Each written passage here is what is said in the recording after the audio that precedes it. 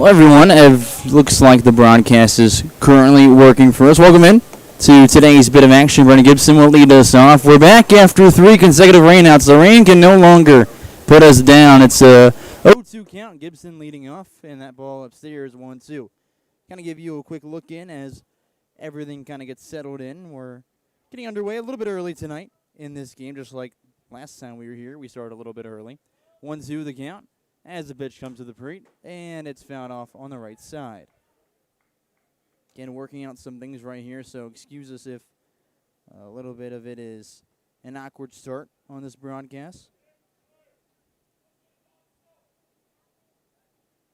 1 ball, 2 strikes as Gibson readies up again, and the pitch comes in. It's lifted out towards shallow right center field, and Matt Herlick is underneath it for out number 1.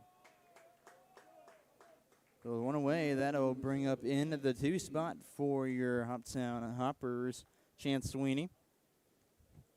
And it's just about getting the final thing set here for today's broadcast. Had some internet issues here in Fulton, not only us, but also the home squad. So I think they've got their stuff going. Who knows? And we're still working on some things, but we're all good right now. Pitch grounded right back up the middle off the glove of the pitcher. And throwing the first, there's 2 outs in the inning. Well, we have a very quick start, and we'll be giving you some more action here in just a moment with everything that's going on. In the 3 spot is Evan Leonard, and if we get our final thing set, I'll give you the starting 9 after this at-bat, assuming the Hoppers don't go 3 up, 3 down to get us rolling. So no one on, 2 outs. Again, it's the DH today for the Hoppers. First pitch coming in, and it's right down Broadway for strike 1. Leonard went 1 for 1 last night. They faced the Fulton Railroaders. That was also the last game they played forever ago, and he'll go chasing after one on the outside. A curveball, and now he's behind, no balls and 2 strikes. On deck would be Dom Hartman facing the current pitcher. It was Michael Dobbins. No balls, 2 strikes, pitch to the plate, and Leonard fans him, and that does it for the top of the first.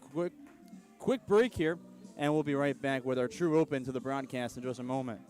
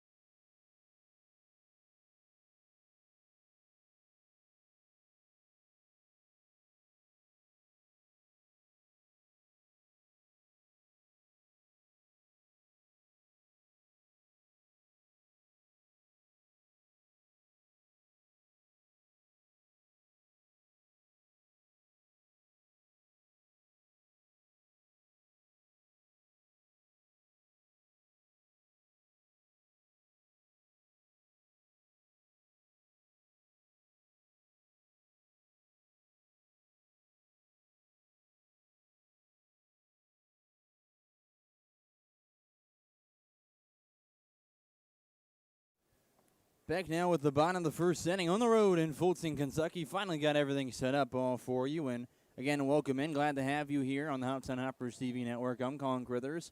On the road after 3 consecutive rainouts, it was a big issue. Of course, 2 straight against the Henderson Flash. Last night we were rained out coming here. Today was a scheduled off day. But now we just adjust with the amount of rainouts we have and move the game to today. And we're about to start the bottom of the first inning before we were even scheduled for first pitch. On the mound is Hudson Hamilton. We'll give you the starting 9 for the Hoppers in a moment. He'll get started off with Nick Cossey and the leadoff spot playing third base. We'll give you the starting 9 as well for Fulton in just a moment. Also give you some more basic facts as we continue through today's broadcast.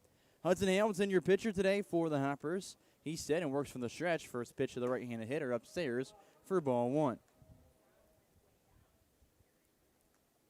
Kossi 1 for 4. Last time they all squared off, which last time obviously the Hoppers played back on Wednesday. Outside pitch, 2 balls and no strikes.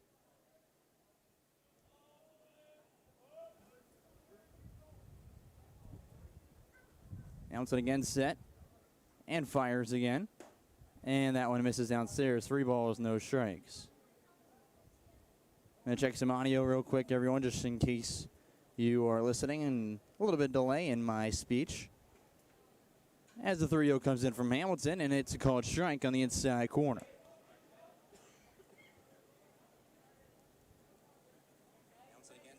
Yeah, it's loud enough. Okay, no issues. 3 balls, 1 strike. I don't know what that was. And he'll miss. There's a leadoff walk. Should be all good again now. Sorry for the mishaps here at the beginning. Got warning that the audio was really low. It's not. We checked. But appreciate everyone looking out for the broadcast. It's a full team effort here in Hoptown. Matt Herlick will be the second batter in the order. He's playing center field. Behind him will be Jacob Lott playing right field. Easton Sullivan will be batting fourth as the DH. Ellis Hurts batting fifth as a left fielder. We'll give you the last 4 after this opening pitch of the at-bat to the left-handed hitter. And it misses at the eyes for ball 1. Well, in the 6th spot is Ben Kaufman playing first. In the 7th spot, Owen Phillips will be playing second base. Batting 8th is Caleb Bourne, the catcher. And the round things up is Pedro Fuentes, the shortstop for the Railroaders. Next pitch, fastball in the corner. And the count evens 1 ball and 1 strike. It was a leadoff walk to Nick Kossi. He still stands there in first base as Hamilton resets again. And looking in with an even 1-1 count. Ready from the right side of the rubber. And he'll leg kick and deliver. This one's lifted out of play on the left side, and the count now 1-2. Let's take a look at Hamilton so far this year. He's made 5 appearances, 3 of them have been starts. He's recorded a 1-0 record and 19.2 innings of work, where he has earned a 2.29 ERA. That's giving up 7 runs, only 5 of them earned, 21 hits, 9 walks, and 14 strikeouts. The 1-2 pitch, runner takes off, and it gets away from our catcher, Evan Jacob. So he gets in safely with a stolen base. That pitch also missed in the dirt with a curveball. They even count 2 balls and 2 strikes. So there's an early swipe in this one, and a man standing in scoring position with no outs. Fulton ran over last time they faced the Hoppers. It was a 15-6 ball game back at Tiger Field. As Hamilton now delivers again. The 2-2 hit right back up the middle and caught by the Cade Wall, the shortstop, who will fire the first. And catching it is Declan Riggs there today. And there's out number 1. That does mean Kossi moves into third base, though, so he does his job. Moves the guy over. Let's give you the defensive alignments for your Hoptown Hoppers in the outfield today. Chance Sweeney's in left, Brendan Gibson in center, and Gabe Eddington in right field. And in your infield playing third is going to be Dom Hartman. The captain in the infield today is Cade Wall. Over at second is Zach Hampton, backing up his crew teammate. And over at first, finally back, is Declan Riggs. First pitch of the at-bat, and it's a curveball at the bottom of the zone for strike 1. Playing the game of catch with Hudson Hamilton today, and today's backstop is Evan Jacob. And at the plate is the left-handed hitter, Jacob Lotz. He's playing right today and is behind 0-1 as Hamilton goes back to the dish. And this one's lifted in towards center field. Turning back is Brendan Gibson, and he'll have to completely flip his hips and haul all the way back towards the deepest portion of the field as it lands in for a double and an RBI. Railroaders take an early lead. All right, couple coming across now. And 1 the score against Hudson Hamilton. Again, that's now only the 8th run he's given up in just about 19, I guess now it's technically 20 innings of work. 6 of them earned. So he's done well keeping guys off the scoreboard. The hits he's allowed, if you string them a few together, you're going to get working pretty well against Hamilton. Next pitch, ground ball to Cade Wall, who throws it over the first, and snagged by Riggs for out number 2. Lott remains over at second base, and that brings up the 5th bat in the order. Ellis Hurt playing left field today. Hurt went 1 for 4 on Wednesday against the Hoptown Hoppers. Now, we brought up that Hoptown played very, very well last time they faced off against each other, and that was the last time that the Hoppers have played. Wasn't the last time that Fulton played, though. They were not rained out the day after. They took on The Paducah Chiefs, they lost that one 5-2 as well, though. First pitch, curveball, misses inside, and there's a 1-0 count. Remember, Hudson Hamilton is a right-handed dealer. Plays over at UMHB, Mary Hardin Baylor, where he stands 6'3" and 200 pounds on the mound. Toes the rubber and leg kicks. Pitch to the plate, and it misses at the eyes, and there's a 2-0 count. Ellis Hurd, on the other hand, stepping in the right-handed box. Plays at Kentucky Westland. He transferred there, where he originally played for Trevecca Nazarene. Also a returning member of this year's squad. The 2-0, and that one pop up left side out of play. 2 balls, 1 strike now against Ellis Hurd. Again, was with the 2025 roster. Big fan of the Hoptown Hoppers TV network. I might need to slide that in there because we've seen him pop up a few times here and there. Here he's back again in the right-handed box. Even our opponents are fans. Here's the light kick and the pitch to the plate. It's right down the middle, and on the inside portion, it's a soft ground ball over the second baseman, Hampton, who will fire it over the first in time for the final out of the opening inning. So slow roller, but Hampton catches up to it as 1 run comes across off 1 walk and 1 hit. We turn over to the second inning, trailing 1-0. We'll be right back with more Hoppers baseball.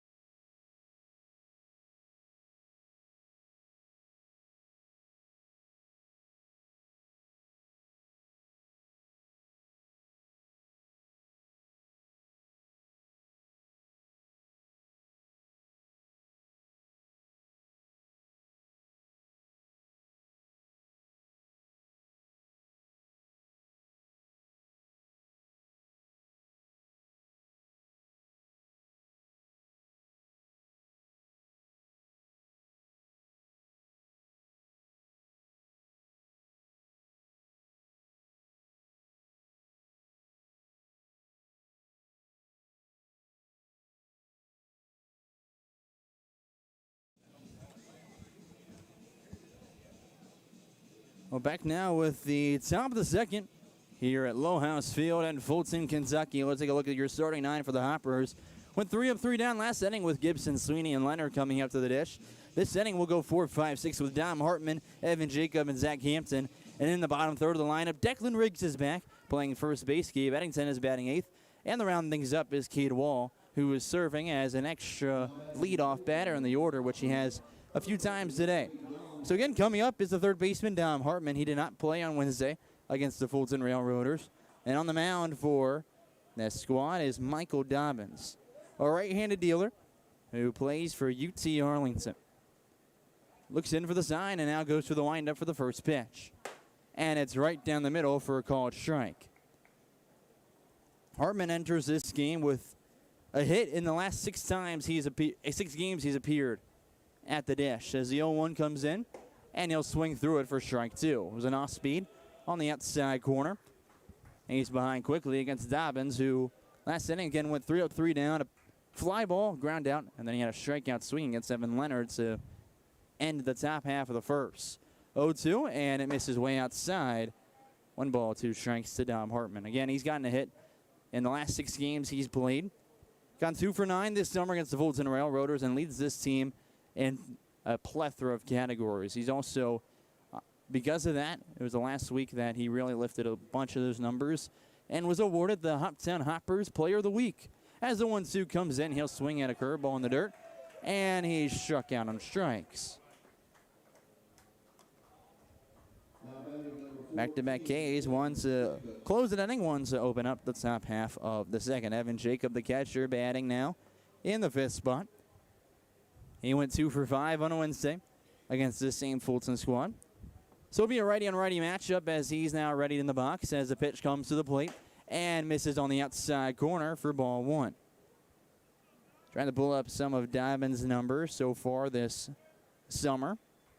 I'll give you that here in just a moment.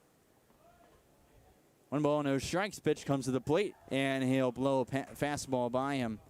And the count evens 1 ball and 1 strike Dobbins has not pitched against the Hoppers this season. However, he's made 4 appearances, 3 of them starts, and in 14.0 innings of work, he currently carries a 5 ERA. Outside corner fastball called strike, and Jake is behind 1-2. So far, he's given up 12 runs on 16 hits, 7 walks, and 20 strikeouts. Dobbins has looked really good on the mound. And looking to stay dominant here again. The 1-2 is fouled out of play on the right side. So the count remains. Hoppers come into this one sitting in first place, 15-5. They're a full game ahead of second place, the Henderson Flash, who are 15-7. Railroaders sit in last place with a 5-16 record as the pitch comes in and misses high. And the count evens 2-2.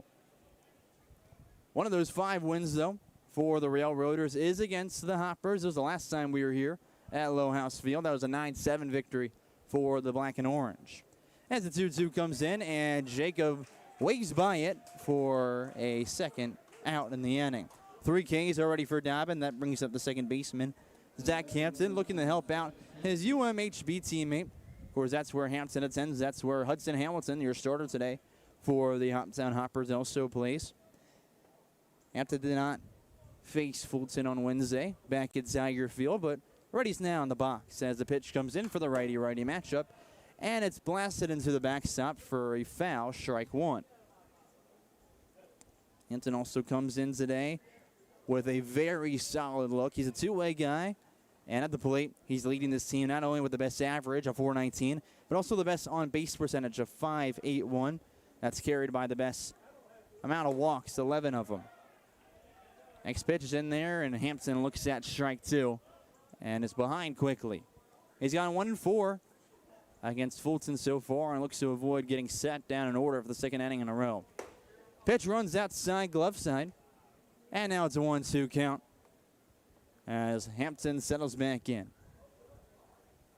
The Corpus Christi native readies now as Dobbins works for the windup and fires towards the plate. He gets off the end of the bat. Slow ground ball over the shortstop. Fuentes tries a barehanded and is unable to pick it up. So Hampton will reach safely. And we'll wait to see if they give that one a single or an error. Hard play for Fuentes. He tried the barehanded. Would have been his only shot. And still might not have beat him. So wouldn't be shocked if that goes down as a single. Probably should, to be quite frankly honest with you. But then it continues, and sure enough, Declan Riggs is coming up to the plate. I mention this the way I do because this is the Declan Riggs' first game back since June 7th, where he played against the Paducah Chiefs and went 0-2 in that game on the road. First pitch, he's back from injury, and he'll swing through it for strike 1. He tried recovering a baseball as best as he possibly could. Right now, he's got to think about getting back on base. Won't disclose too much with Riggs' situation as Dobbins tried to pick off move over towards first, and it hit off his hand. So it kind of landed in front of him. Not technically a balk move as he threw it. He just threw it horrifically. By the way, that does go down as a single now officially for Hampton. I believe that's the right call. 1 pitch to the plate, and Riggs blasts one over the right field. This one getting back, and it is off the wall. He'll reach first and hold up there. Hampton goes into third and stands 90 feet away from tying things up. Welcome back to the lineup, Riggs. You've got a single. Love to see him back there as he was doing solid with a .308 on base percentage before his injury. Kind of tightened up his ankle. That's about all I'll give you right now. And we'll talk about how he felt throughout it as the game progresses. At the plate now is a right fielder, Gabe Eddington, who went 2 for 5 when these two faced on Wednesday. Has the tying run just a few feet away as the first pitch comes in for the righty-righty matchup. Off speed, finds its way down the middle for strike 1. Eddington, and only 5 at-bats as those 2 hits that we just heard about. That's all we've seen from him so far this year at the plate. He's also pitched, though, against Paducah. So serving as a two-way guy. Next one right back up the middle to the shortstop. And second baseman, Owen Phillips, and he'll bobble it and won't get it the second in time for the out. Hampton crosses, and we're tied 1 apiece with 2 on. So there's an error for Owen Phillips as Eddington reaches, technically on a fielder's choice. Either way, it doesn't matter. That'll tie things up with an RBI. So with the go-ahead run in scoring position, we see Cade Wall in the 9th spot in the order. Be another righty on a righty matchup. Not too many lefties in the lineup today for your Hoppers. As the light kick comes down to the plate and misses downstairs for ball 1. Wall's got the speed to lay ones down. He's 4 for 9 against Fulton this year. And is batting .306 this summer. Reigns from the U.S. Sports University. And it's a native of Russellville, Kentucky. For his next pitch, and it's grounded up on the third baseline, just foul. Count evens, 1 ball and 1 strike for Cade Wall. Wall again began his career with the Lindsey Wilson before transferring to the U.S. Sports University, where he only hit once, but he pitched quite a bit, ironically enough. 1-1 comes in, and that'll miss in the dirt. Good block from the backstop, Caleb Warren, and there's a 2-1 count in the order. He gets on. We'll flip things up to the top with Brennan Gibson looking to extend this 2-out rally here in the top of the second inning. Already a 1-1 score. Railroaders strike first, and the Hoppers have struck back. 2-1 pitch to Cade Wall, and that misses below the knees with the fastball. He's ahead 3-1. Gibson on deck with bases loaded would be a scary situation. He did very, very well in his opening game. Technically 0 for 1, but could scream damage when he comes back up to the plate. 3 balls, 1 strike as Dobbins looks in and fires towards the plate. Cade Wall rips one up on the left side, and it's gloved by the third baseman, who will step on the bag for the force out, and that ends the inning. But the Hoppers do plate 1. They tie things up as we head to the Railroaders half of the second inning. We'll be right back with more Hoppers baseball.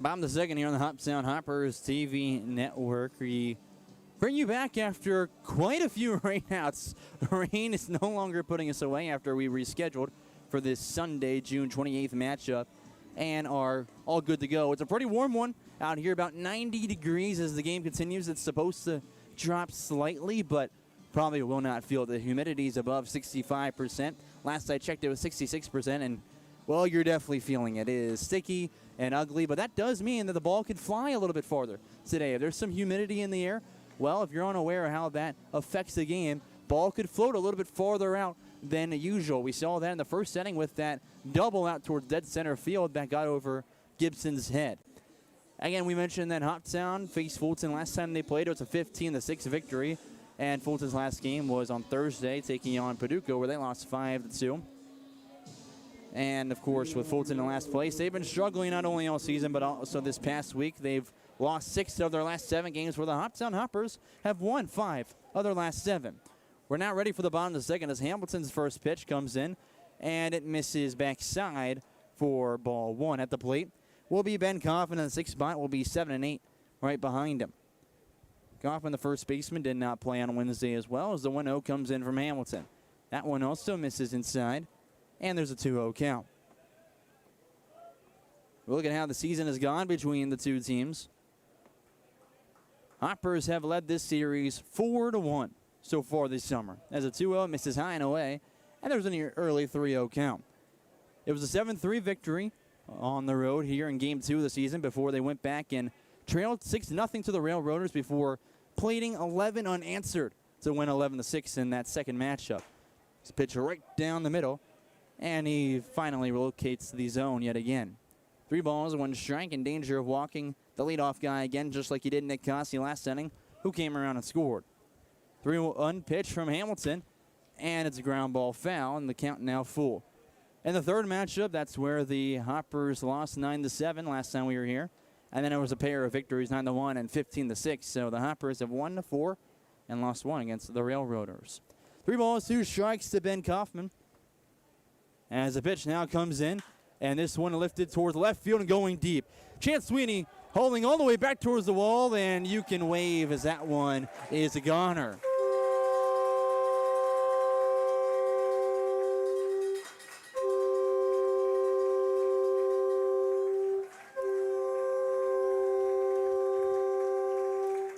Train horn signaling Kaufman's second home run of the year, and that gives the Fulton Railroaders a 2-1 lead here in the bottom of the second.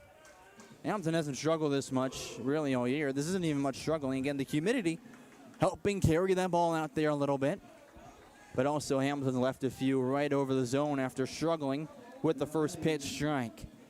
He hasn't really struggled too much. He's thrown the first pitch strike almost 52% of the time against the batters he's faced in his 5 previous appearances, so not like him to be way behind in counts. And that one runs inside enough to hit the batter, Owen Phillips, at the plate. There's our first hit by pitch, and now runners on first. This one's starting to get away from Hamilton early. Could get ugly. And I see Caleb Warren, the catcher, who will step up to the plate. Got a runner on first and no outs. Warner, a returner for the 2025 roster, plays at Westminster College. Leads the team with 13 hits and 12 walks, but does not have the best average nor on-base percentage. It's still pretty good, though. It's a 289 average, a 458 on-base percentage. And he readies up in the right-handed box. As Hamilton looks in, he'll slide step towards the plate, and first pitch, he'll go swinging and foul it backwards on top of the little roof here above our little pavilion. And there's an 0-1 count. Light crowd here on this very hot and exhausting Sunday afternoon, or rather evening at this point. As the 0-1 comes in, and it's right down Broadway for strike 2. Looking over at first, Owen Phillips took a weird little secondary before the pitch was even thrown, so it's technically still a lead, but he treated it like a secondary, thinking Hamilton was going to pitch, and he realized, oh, he's going to wait a little bit longer here. They threw off the timing. Pickoff move over the first. Good job from Hamilton. Not in time, so Phillips is back in safely, but that's good to have the awareness and read that that's the situation going on there. Hamilton set again on the rubber with an 0-2 count. Runner takes off before he pitches. He'll step off, throw the second, and the tag is down from the second baseman, Zach Hampton. They've got a runner picked off and one away. Great awareness and great communication from the infield there as well. That's exactly what you're looking for. It was that crew connection for the first out, and now you're 1 strike away from 2 put down in the inning. You trail by a run, 2-1, and look to get back to the dugout quickly. 0-2 now to the plate, and tried the outside corner. They'll ring him up for Hamilton's first K of the night. Now we'll go to the 9th spot with Pedro Fuentes, the shortstop, who also is making his first appearance in a long time. It was June 10th, the last time he played, and as far as I'm aware, it wasn't because of injury. And that game he played in was also against the Hoppers right here in Fulton, Kentucky. First pitch you'll see, and it's a curveball that misses in the bottom of the well for ball 1. Fuentes really struggled in that game against the Hoppers last time, had an error or two, did not get a hit, a pair of strikeouts, and was pulled early.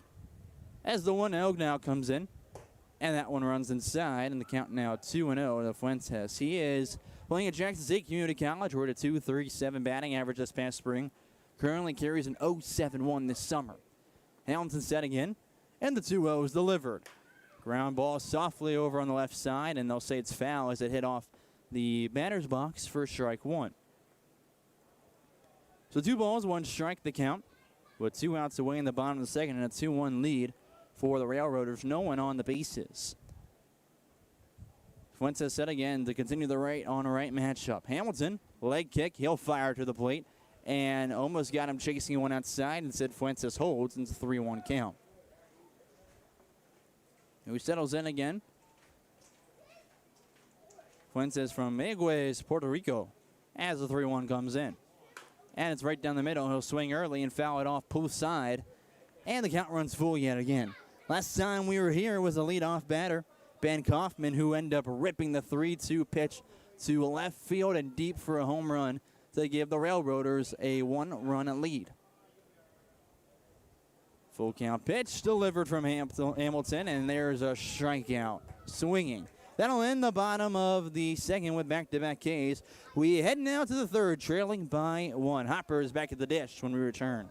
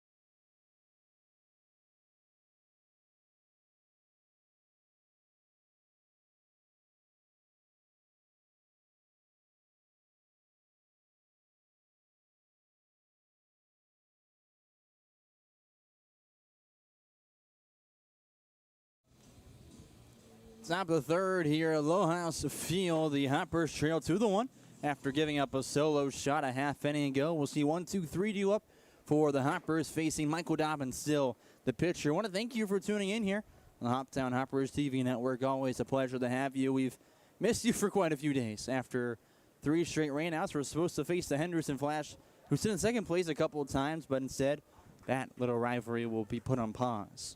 So now ready again for action, with Brennan Gibson to lead things off. Flew out towards center field to get us started. He'll swing through a curveball for a strike 1. Gibson went 1 for 5 last time we played against the Fulton Railroaders. As a long pause from Dobbins, he'll finally get set before working through the windup. 0-1 delivery, and Gibson swings through it again and is behind, no balls and 2 strikes. Again, pretty light crowd here today. Probably doesn't help that one. It's very humid, very hot, and this game wasn't originally scheduled for today and was moved, so people might not have been aware. He'll swing through it for 3 pitches and 1 strikeout. There's already the 4th K for the Hoppers. That brings up Chance Sweeney. So, yeah, you got the combination of a rescheduled game and probably people scared away from the heat. Sweeney ground out right back towards the pitcher, got off his glove, and Dobbins flipped it over the first. In time for the second out, when the Hoppers went 3 up, 3 down. Righty on lefty matchup is Sweeney will attack at the first pitch. Fouls it backwards and end up chipping his bat broken, so we'll have to grab a new piece of lumber. So he'll be by, no balls and 1 strike. As he grabs a new bat. So that one just kind of barely sliced off a little piece, a little chunk if you will. Now Sweeney resets in the left-handed box. Sweeney 4 for 11 this summer against Fulton. Obviously he hasn't faced Dobbins before today. As he'll attack the 0-1 and foul it backwards, he's in a 0-2 hole. No one's faced Dobbins before this game so far this summer, I may add, due to the main fact that Dobbins hasn't pitched against Hoptown so far this year. That's obvious as he works through the windup again. 0-2. And that'll miss backside for a ball. Tried the off speed, didn't get him the chase, so it's 1 ball, 2 strikes. And on deck stands the DH, Evan Leonard. Sweeney also a native of Russellville, Kentucky. Now the 1-2 comes in, and he'll lift it out towards center field right at Matt Herlick. He barely has to move over, and there's 2 outs in the inning. So again, back to the first inning. The Hoppers went 3 up, 3 down with 1, 2, 3 in their order. In danger of doing the same here in the third as Evan Leonard, the DH, comes up to the dish. He struck out swinging to end that first inning. He readies up now in the right-handed box. Leonard has not faced the Railroaders so far this year, besides the last game where he came in as a pinch hitter. He'll foul it off out of play for an 0-1 count. So he came in, got a hit against him, and that was the only at-bat he saw. That's the only time he's also faced this Fulton squad. In 11 at-bats, he's carried a .455 batting average early this summer. And the 0-1 will miss above the letters with a fastball to even the count, 1 ball and 1 strike. Leonard, again, a late addition to this team, plays at Cleveland State Community College, where he faced a lot of really good opponents. He's a two-way guy. And the 1-1 comes in. He'll pop it up, but out of play, and is behind 1 ball and 2 strikes to UT Arlington's Michael Dobbins. Also, again, talking about the crowd, really appreciate the Hoptown faithful making the far drive out here. This is our furthest road trip that we'll see all summer. And we got our good faithful here in attendance. That one's fouled off, so the count remains. So again, appreciate seeing all of them here.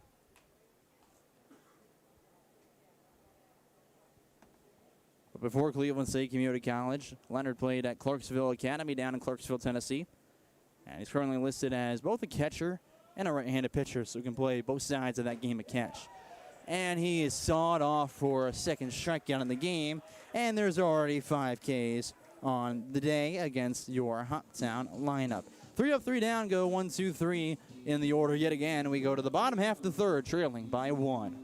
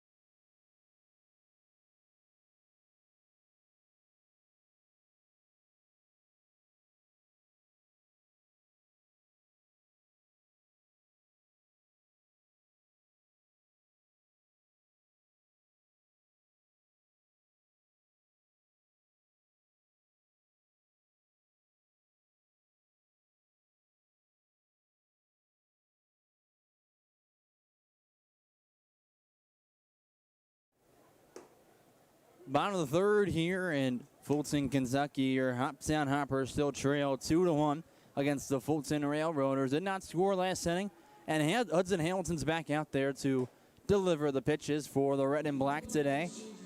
After giving up a solo home run last inning and trying to keep the deficit right where they're at. We'll see 1, 2, 3 to up in the order.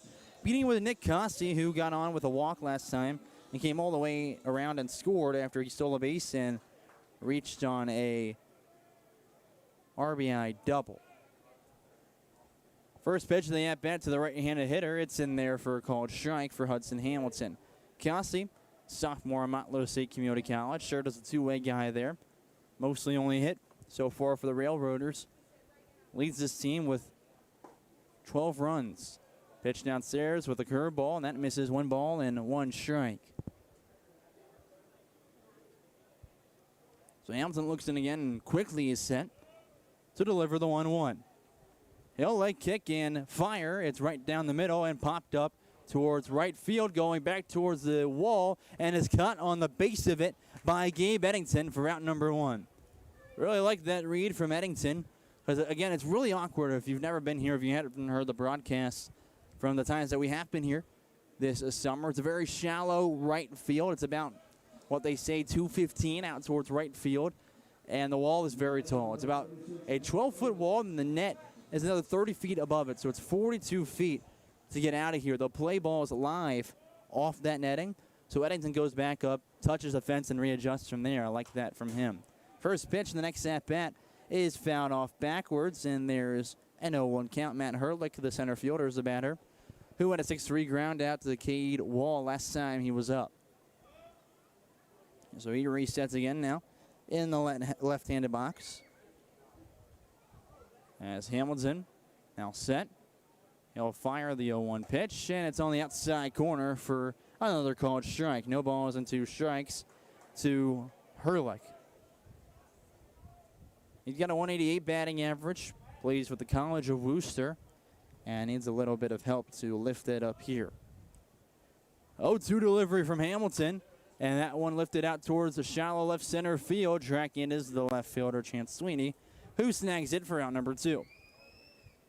Remember last inning, after that home run, there was a hit by pitch to Owen Phillips, and they eventually got him off with a pickoff move, and then it was back-to-back Ks for Hamilton. That's his only 2 strikeouts so far. So looking for a third as he faces Jacob Lott, the right fielder. He got on with that RBI double last time and was 2 for 4 on Wednesday. Well, Hamilton now fires again, and it's a ground ball right side, just foul for strike 1. That double went all the way to the deepest portion of the field, that little center field corner, if you can see it on your screen. It's pretty normal left field, kind of curves off a little, but dead center field is a legit corner, as if you're playing in the backyard. You got your neighbor's house all fenced off, and it ends in a little corner. That's exactly what it looks like here. It doesn't really bend out there like you see with a normal ball field. As the 0-1 comes in from Hamilton, outside just too far for another ball. So count evens, 1 ball and 1 strike. And the batter, Jacob Lott, he plays at Erskine College, already a .217 batting average this spring. 1-1 delivery, curveball down at the bottom of the zone for a called strike. Outside of those first 2 innings, and majority the leadoff few batters in those first 2 innings, Hamilton has done well getting the location of the strike zone again. 1 ball, 2 strikes as he goes back to the dish, and it misses above the letters for ball 2. He's got to find that strike zone here again and relocate. Don't want to get behind because Hamilton struggled with that so far today. You go back to his other outings, didn't struggle with that portion. Today it's gone away from him, and that's been why a couple runs have come in. He's fallen behind in counts. Deuce is wild as he goes off speed and misses backside, and the count runs full. On deck is the cleanup batter, Easton Sullivan. He's the DH today. That's his service position for Fulton. So now ready to fire the full count pitch. Hamilton, leg kick, goes back to the plate, and this one hits towards dead center field, going back towards the deepest portion again, and it will lift all the way over the fence for another solo home run. And it's 3-1.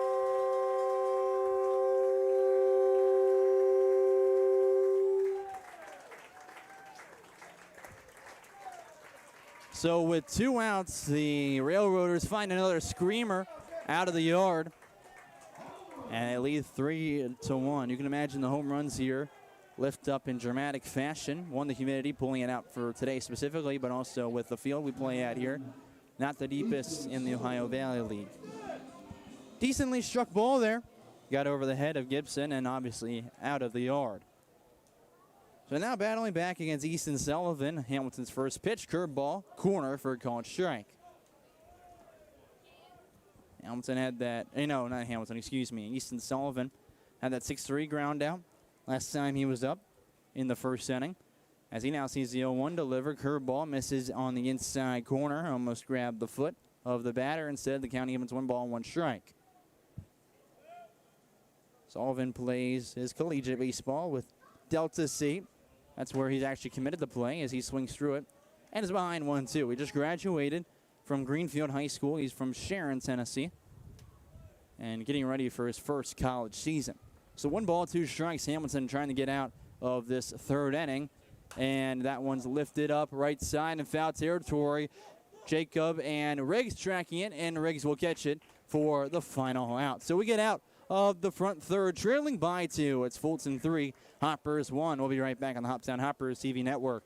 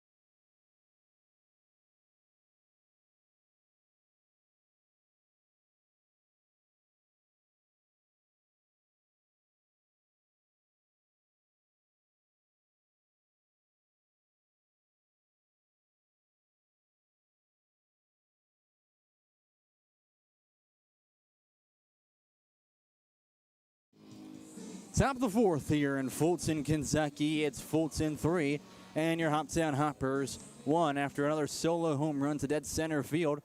Gave the 2-run advantage to the Railroaders. It'll be 4-5-6 due up for the Hoppers. It's going to be pretty easy looking around with the other scores in the OVL today. Why, you must ask? Well, we're the only game in action. So it's Hoppers and Railroaders as the lone game, all eyes here on today's action. Dobbins fires now to Dom Hartman to lead things off. First pitch roped into left field and is off the glove of Ellis Hurt. He rounds first and is charging for second. Throw comes in and Hartman extends to a 7-game hit streak. He's on with a double. Look at that, finally getting back on after striking out. And Hartman doing what he does best with a team lead, now 24 base hits. We'll say now 9 of them have an extra base hit, so he's one more from double digits. As we are quickly set here to go. We will say last night, though, even though today's the only game happening on this Sunday, June 28th, last night the full count rhythm gave a gift to the Hoptown Hoppers as the first pitch inside goes to the backstop, and Hartman moves in the third on the pass ball with a 1-0 count to Evan Jacob. That gift was, as you could probably guess, a 14-3 victory over the Henderson Flash, moving them a full game behind first place, and of course, the Hoptown Hoppers. Tying run currently stands at the dish in form of Evan Jacob, who struck out swinging last time up. Now with a 1-0 count in the fourth inning, pitch comes in, and Jacob up the third base line just foul for strike one. Jacob came out the gate really strong, was the first Hoptown Hoppers player of the week. Only leads the team now with 4 home runs, which is tied with Brendan Mueller. But he's still doing fantastic after a slight cold stint where he's batting .302 and .400 on the summer.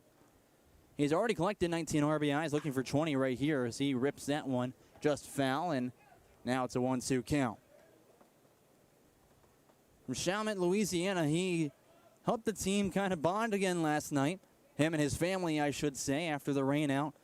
Guys hadn't been together in a nice little setting after a bit, so Holly Hampton on the board kind of hosted a little cookout for the team. As that one grounded up towards the middle, the shortstop will glove it, throw it over the first, and will not pull the first baseman off the bag. Jacob is out, but that brings in a run, and it's 3-2 as Hartman scores.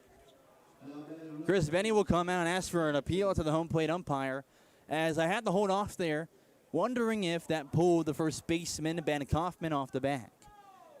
Either way, Dom Hartman will score, and it's 3-2. It just matters if we'll see it with 1 out and no one on, or no outs and a runner on first. So still that conversation happening. Nothing's going to come from it, I would assume, and that remains to be the facts.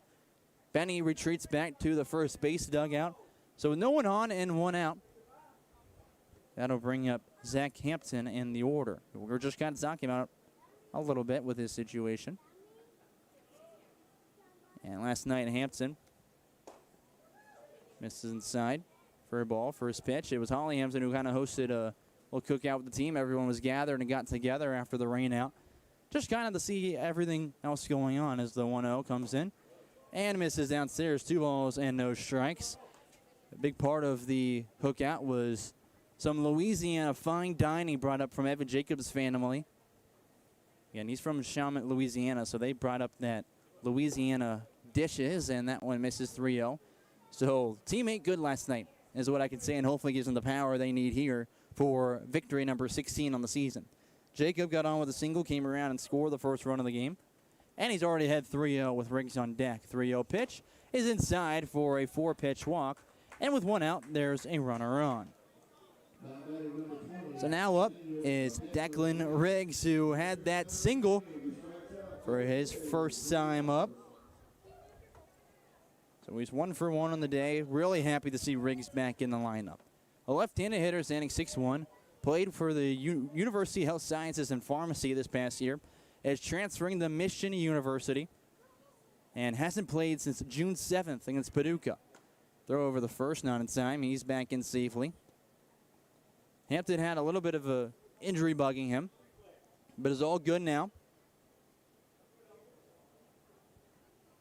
as he readies up again. First pitch you'll see, we'll have to wait on as there's another pickoff move, and Hampton slides in safely for the second straight time. So Riggs shakes his head around a little bit as he resets his mind and now focuses back against Dobbins. Now he'll fire through the plate, and he'll leave it downstairs as underneath the catcher, but blocked for ball one, so Hampton returns back to first base. Riggs was mentioning, you know, without being able to play as much, he was playing a really good amount at the beginning of the season and then got injured. So he was with the team the whole time, though, helping out with stuff. And he was like, man, this just really is not as fun as I remember. 1-0 on the outside corner, 1-1 count. Said, you know, it was just a struggle out there to kind of show up every day and feel like you couldn't help the team the way you would like to. You would help the team a lot at the plate, bring in some runs. He already had 3 RBIs and just a few games of work, and already had 5 runs as well. He did well in the field as well as the first baseman as the 1-1 comes in and is fouled out of play for a 1-2 count. So, yeah, he mentioned that, you know, while I couldn't contribute as much, I still wanted to be there for the team, and it was great to have him around. He's a big morale dude, and, again, a really strong power bat that you're happy to have back in the lineup today. On deck is Gabe Eddington with 1 out and a runner on first. Count 1 ball, 2 strikes. And the pitch now to Declan Riggs, way outside for ball 2 on a fastball. To the count evens as Hampton stays at first base. So double play still in order for the Railroaders. That would get them out of the inning. As the Highland, Illinois native back now in the left-handed box. Dobbins peeks over the first before getting set from the stretch. He'll now throw the pitch, and it's right down the middle for strike 3. So there's our first K looking in the Hoptown order, and now there's 6 strikeouts on the book. 2 outs and still a runner on first. Gabe Eddington in the 8th spot as a batter. He reached kind of on a fielder's choice, kind of on an error last time. Would have ended the inning. It was a ground ball to Owen Phillips, the second baseman, and he bobbled it. And the inning continued, looking for that 2-out rally. Cade Wall cannot get on, though. He stands on deck. So first pitch we see now to Eddington, his second at-bat. And he'll swing through it for strike 1. Eddington, a Clarksville, Tennessee native, played at Montgomery Central High School. Read a pretty good story there. As he now readies back up with an 0-1 count. And the pitch from Dobbins delivered. That misses down inside. And the count evens 1-1. At Montgomery Central High School, he was the Tennessee State All-State selection, also threw 2 no-hitters as a two-way guy. So while he's mostly listed as an infielder with now Ball State Community College, he was a two-way guy for them as well as he is this summer, and he was that as well in high school. He'll foul one out of play towards the parking lot. Now the count 1-2. He threw 2 no-hitters in high school, and he was a finalist for Tennessee Mr. Baseball. In an article, he's quoted to have said that, you know, his big motivation was always being the underdog. He was never really talked about much when people thought about the best players in Clarksville. So that was what sat with him a lot his senior year. The 1-2 misses inside, and the count evens 2-2. Using that motivation again here, he committed to play at Austin P. Now spent the past year of All-State and is transferring to Trevecca Nazarene to spend his next season as a redshirt sophomore. Deuces wild as the pitch comes in from Dobbins and misses eye high with an off speed, and the count runs full. Get a runner on first and 2 outs, and the Hoppers trail by a run.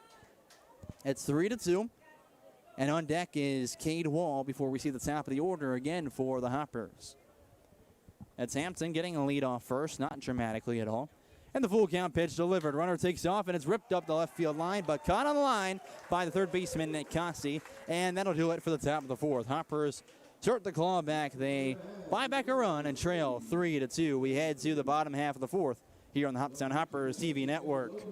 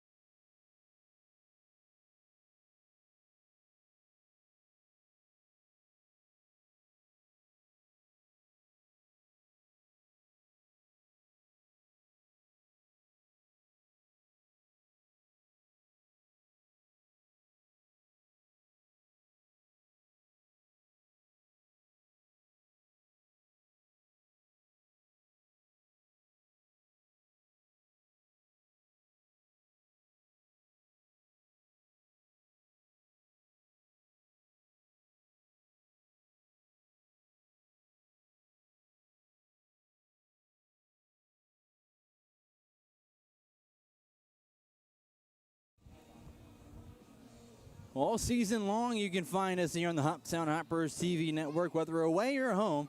All games will be here on the YouTube page. All home games will also be streamed on 95.3 The Farm. That's 95.3 FM, as well as 953thefarm.com. That's a radio station the Hoppers will be on all year long for the home games, and every game, home or away, will be right here. So we hope to have you as the rest of the summer continues. We're here on the bottom of the fourth. It's 3 for the Railroaders and 2 for the Hoppers after they bought back 1. Hamilton back out on the mound. He'll face 5, 6, 7, beginning with Ellis Hurt. First pitch, he'll deliver, and he'll swing at it way ahead, and luckily just gets a piece of it to foul it off for strike 1. Hoppers have had a fantastic, almost full first month of the season. They're almost done with June, obviously. It's June 28th, and they lead the league with a 15-5 record. 0-1 comes in from Hamilton. Off speed, he'll swing over top of it, and there's an 0-2 count quickly. Hamilton just has 2 punch-outs so far today after getting them back-to-back with 8 and 9 in the order. He sets again. No balls, 2 strikes. The pitch now to the plate, and he'll miss that way upstairs for ball 1. So obviously with a 15-5 record, that's 20 games. Hoppers are scheduled to play 40 games in the regular season, and that's to see if that'll happen via some rainouts that we've obviously already had and probably will have a few more. As the 1-2 comes in, it's a soft grounder over the Dom Hartman at third. He'll backhand it and fire over the first for out number 1. With 1 away, that brings up Ben Kaufman, the first baseman. Kaufman, last time he was up, he went all the way around with a solo home run to dead center field. He was the first one out of 2 so far this game. So now he steps back up, looking to repeat that. He did that to lead off the second inning, and it was on a full count pitch as well. So Hamilton now set from the rubber, and he'll leg kick to the plate. It's upstairs for ball 1. Coughlin playing at Motlow State Community College, completed his freshman year with a .318 batting average. Only his second home run of the year that he had earlier. As the 1-0 comes in, and he'll ground 1, fired over the Cade wall, who get it while slipping and collect himself again before throwing the first for the 6-3 ground out. 2 up, 2 down with the Railroaders, and now it's up to the second baseman, Owen Phillips, to avoid the 3 up, 3 down as Hamilton looks to sit them down in order. Phillips reached with a hit by pitch, the first pitch he saw the at-bat, and then was thrown out going to second with a pickoff move from Hudson Hamilton. Took off before the pitch was thrown, and all Hamilton had to do was step off and throw to the second baseman, Zach Hampton. First pitch is left down the middle for a called strike. He took off on an 0-2 count, and then immediately the man on deck who was at the plate, Caleb Warren, was struck out, and it was followed up by another strikeout. 0-1 delivery is a ground ball over the right side. Hampton hoping to help out his crew teammate, and he will as they sit down the Railroaders in order. We end the fourth, still trailing by 1. We'll be back at the dish in the top of the fifth. When we return, we'll have our Hoptown Hoppers trivia question of the day. Don't go anywhere.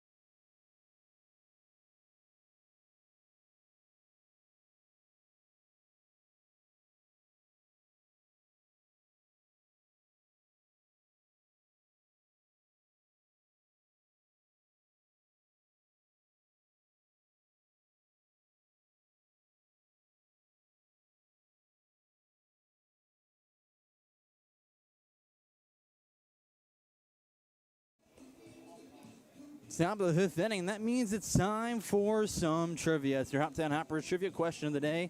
how this works. If you're watching on YouTube, you can respond with your answer in the YouTube chat. We'll give you multiple choice after asking the question. Today's question, well, the Hoppers have been racking up runs quickly against the Railroaders this year. In fact, we've actually scored more runs combined against Fulton than we have against anyone else so far this season. So, how many runs has Hoptown scored in total against Fulton in all games combined this year? Is it A, 47, B, 51, C, 38, or D, 59? First pitch down the middle for a called strike. And as we're underway with this inning, it'll be Cade Wall, then top of the order due up for the Hoppers. We'll give you the question again here at the end of the inning, as well as after this at-bat. We'll give you the shortened version of it. 0-1 pitch, and it's a curveball at the bottom of the zone for a called strike. So Wall is 0 for 1. Technically ended the second inning on a fielder's choice. He has the top of the order due up after him. Dobbins still the pitcher, and he'll deliver again. It's a fastball that misses upstairs. 1 ball, 2 strikes. Don't forget to participate with today's trivia question, and we'll give you a final answer in the bottom half of the 5th inning. 1 ball, 2 strikes as Dobbin working quickly and runs it inside against Wall.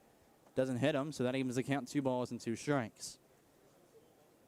Dobbins takes a quick moment to slowly walk back towards the mound and now toes the rubber yet again. From the right side of it, standing not too far, but pretty much towards the first base side.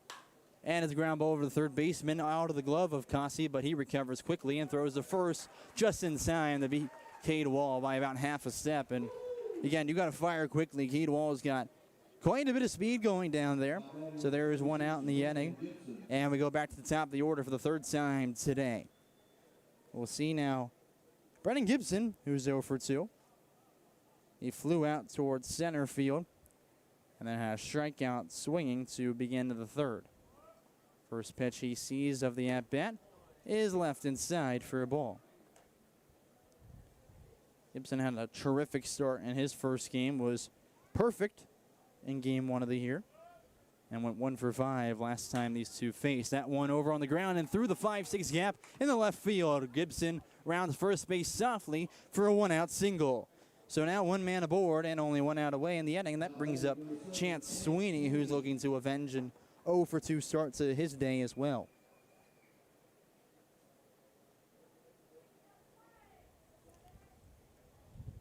Quick reset is Sweeney.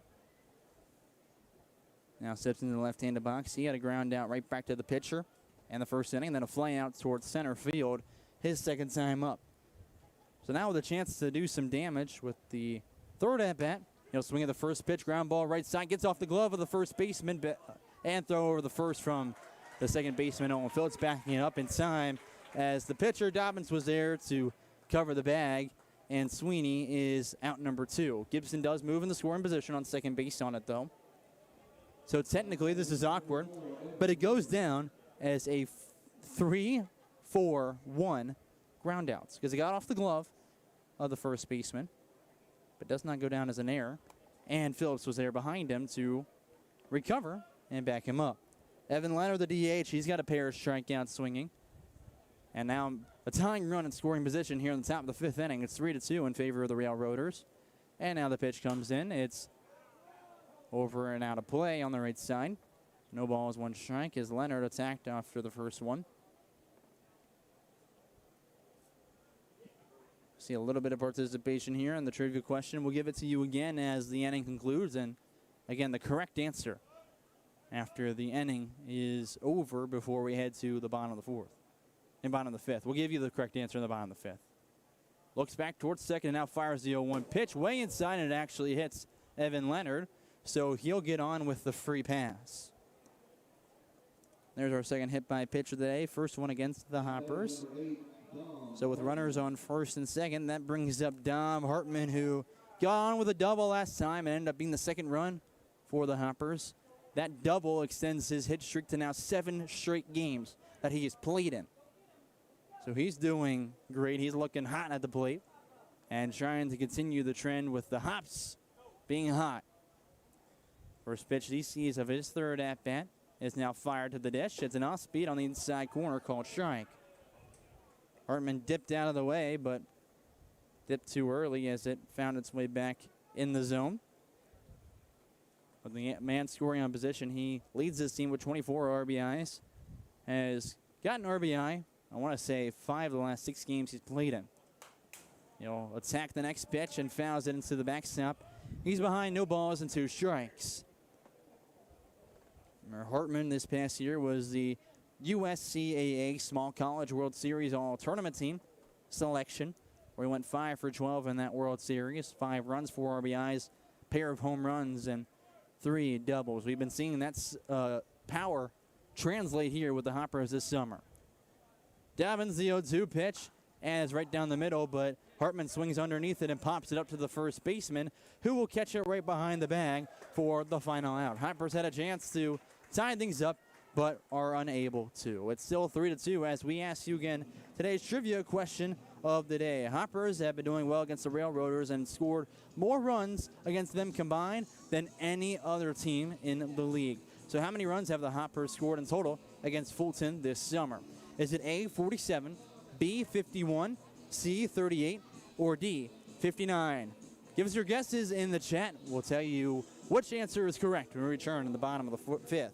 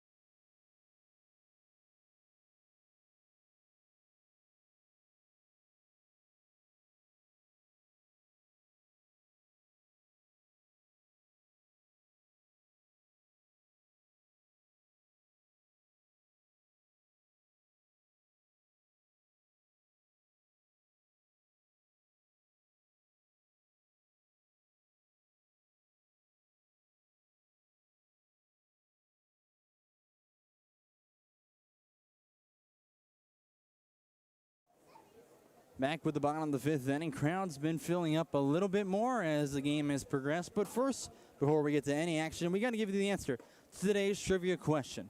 Again, we asked how many runs have the Hoppers scored in total against Fulton combined this summer.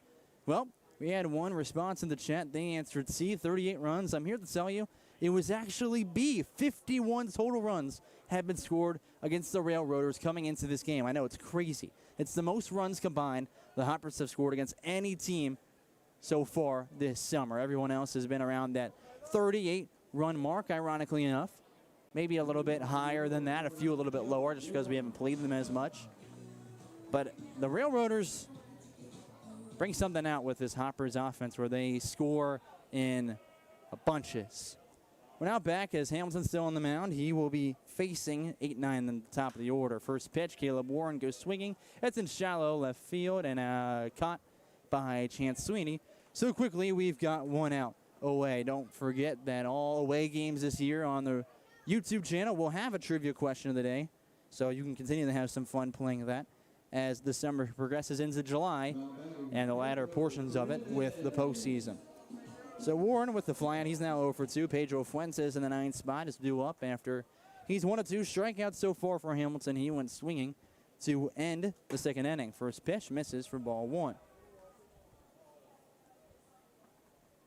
And quite a warm day here, but gorgeous sun out, better than the rain. I'll take the very humid Sunday evening over the rain today after the consecutive rainouts.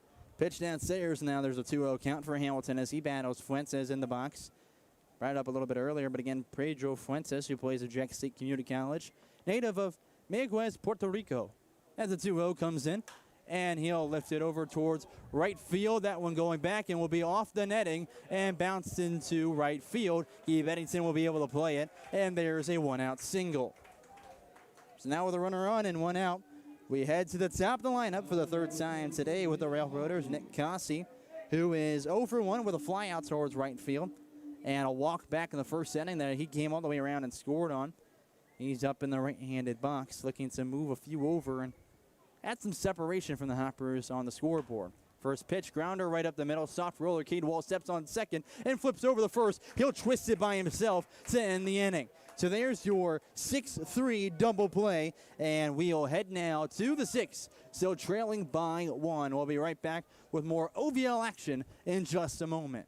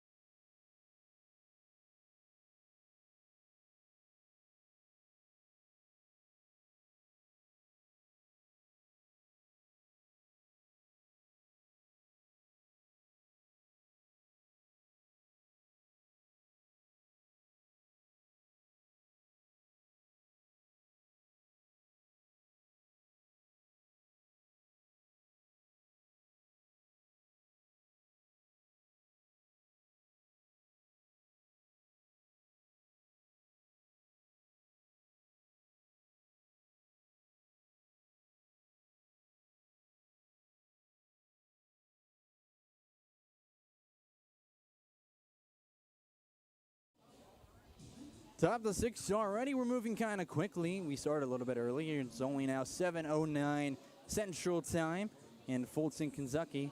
Already in the 6th inning. It's 3 for the Railroaders. They've scored that on just 4 hits, 1 walk, and no, excuse me, I'm looking at the wrong side of this. It's still 4 hits and still 1 walk and 2 strikeouts. So it's the same result for the Hoppers, just with 2 runs on 4 hits, 1 walk, and 6 strikeouts. We will now see 5, 6, 7 due up for the Hoppers to be giving with Evan Jacob. Obviously, this squad is led by one of the most talented head coaches in the league. It's Chris Benny in his 2nd true season. First legitimately that I would like to count, because he's had his first year to actually recruit the players he wants to Hoptown. First pitch from Dobbins, who's still out there as a dealer. Fouled off backwards by Evan Jacob for an 0-1 count. Honestly, Benny also coaches at Northwest High School, where, again, got to give the congratulations to him. He was just recently appointed as the assistant principal there. As the 0-1 delivered, and it's a ground ball left side foul, and Jacobs in a 0-2 hole. Benny, before being a head coach, spent 2 seasons as an assistant with the Hoppers, and ended up having to finish the 2024 season as the interim head coach as well. So he's had plenty of experience with this organization. As the 0-2 comes in, and Jacob swings over top of it, 3 pitches, and there's strikeout number 7 of the day for the Hoppers lineup. Jacob now over 3. That brings up the second baseman, Zach Hampton. I love to see his lineup kind of pick things up here. There is some activity down in the Railroaders bullpen. We're trying to give you a number here soon. No one working for the Hoppers in their bullpen. So expect Hamilton in the bottom half of the 6th. First pitch to Hampton, though, fastball outside, called strike 1. Hampton, again, leading the team with the best average and on-base percentage so far this summer. Also has tied most 11 walks. Inside pitch called a strike, and Hampton's behind, no balls, 2 strikes. He is 1 for 1 on the day with a single that he came around and scored on. And last time he reached on a walk, so has reached both of his times up. In danger here of ruining that with the 0-2 coming in. He'll tip it down into the dirt and stay alive. It's no balls, 2 strikes. Hampton, a native of Corpus Christi, Texas, where he attended Veterans Memorial High School. Played both baseball and basketball for the Fighting Eagles. And again, in basketball, we mentioned this really early in the season, but kind of had a stud year. He went 39-1 with his team and advanced to the Texas Class 5A semifinals. Ground ball softly over to Owen Phillips, the second baseman, who picks it up, throws across the body in time for the 2nd out. Had to quickly charge that, and the Railroaders have had to do that a few times. They've made those look pretty easy, even though they're not. Grass is pretty fine today after, again, quite a bit of rain ruined yesterday's attempts to play. So it's kind of slowing down as soon as it hits that grass. But the Railroaders have done great defensively, charging the baseball and working back in. So at the plate now with 2 outs and no one on is Declan Riggs. His first pitch, he will leave outside, but it's still a called strike. Home plate umpire liked it. It was a fastball that he tried backside. So Riggs resets in the left-handed box. The 0-1 delivery from Dobbins. He'll Put one over on the right side, and the shallow, the right fielder will pick it up, and there's your first 9-3 ground out of the year. Kind of common here, and it's pretty awkward to see, but that right fielder kind of serves as an extra infielder playing so shallow, and there's your final out. 3 up, 3 down go the Hoppers. They still trail by 1 as we head to the Railroaders' half of the 6th.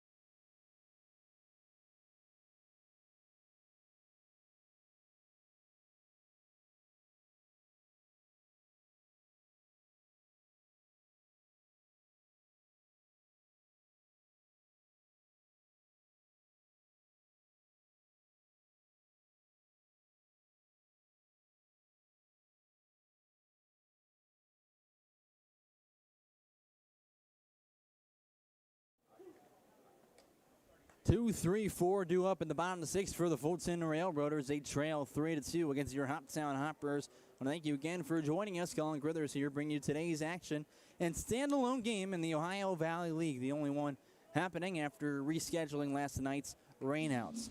Hoppers moving quickly through this one. Again, trail by a run. They'll see Matt Herlick to lead things off with Hudson Hamilton, still your pitcher out there. This Fulton squad led by head coach J.D. Willis, who's currently serving as a grad assistant for Willamette University over in Salem, Oregon, and is doing well against the Hoppers. They've won 1 game earlier this year, last time we were here in Fulton, as batter squares around, pulls back as it misses inside for ball 1. And one last time we were here at Lowhouse Field, and looking to repeat that.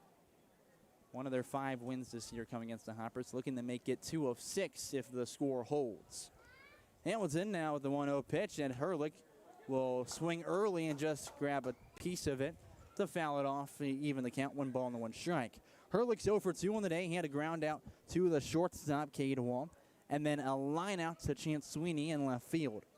So he's kind of pushed in Oppo so far today, as Hamilton now goes back with the 1-1 pitch, and he'll foul it backwards, count now 1-2.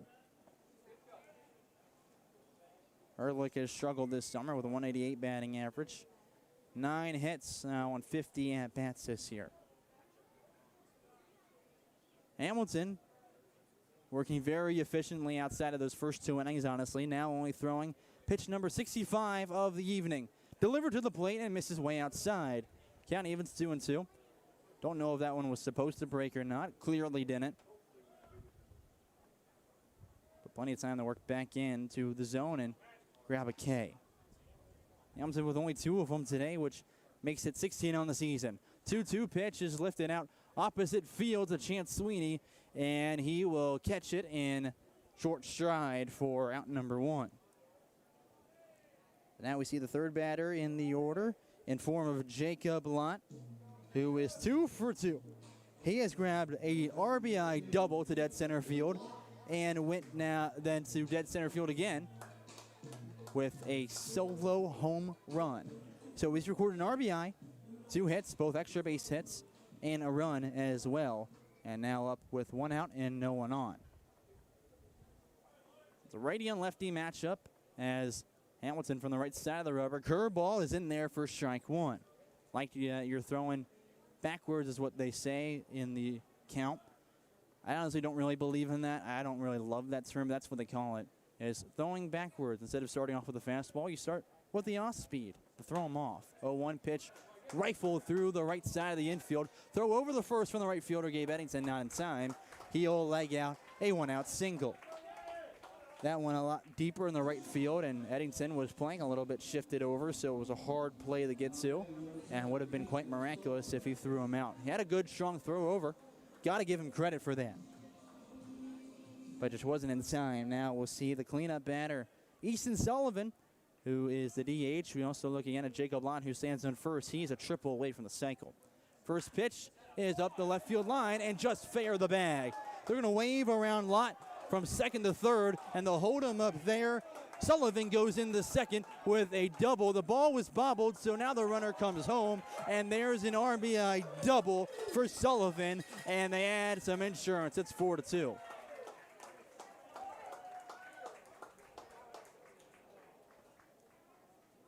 Still one out. It is a double because Sullivan was going towards second already and would have reached no matter what.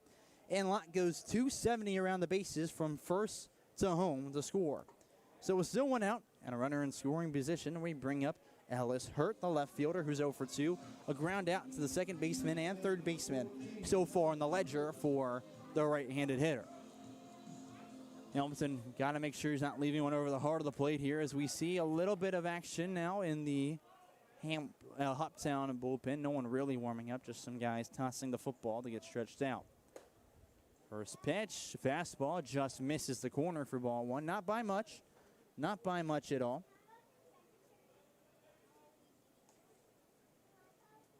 He readies up again with that runner still standing 180 feet behind him. He looks back towards second. And a second time before the leg kick, and he goes to the plate with a curveball that misses again. 2 balls, no strikes. Shout out Nathan Cooper for being on the broadcast. I see you there. For those listening, that's my stepbrother. Got to give him some love. As there's 2 balls, no strikes. Still some activity down in the Railroaders bullpen. Could be seeing a new pitcher for Dobbins when we're back at the plate. Left field is where this one is hit, and foul at the chalk for strike 1. It was a little blooper over there that would have landed easily if fair, and probably would have brought in Sullivan towards the plate for the 5th run of the game. Instead now, it's 2 balls and 1 strike for Ellis Hurt. And a transfer from Trevecca Nazarene playing at Kentucky Westland. He's got a 2.32 batting average and has brought in 7 RBIs so far this summer.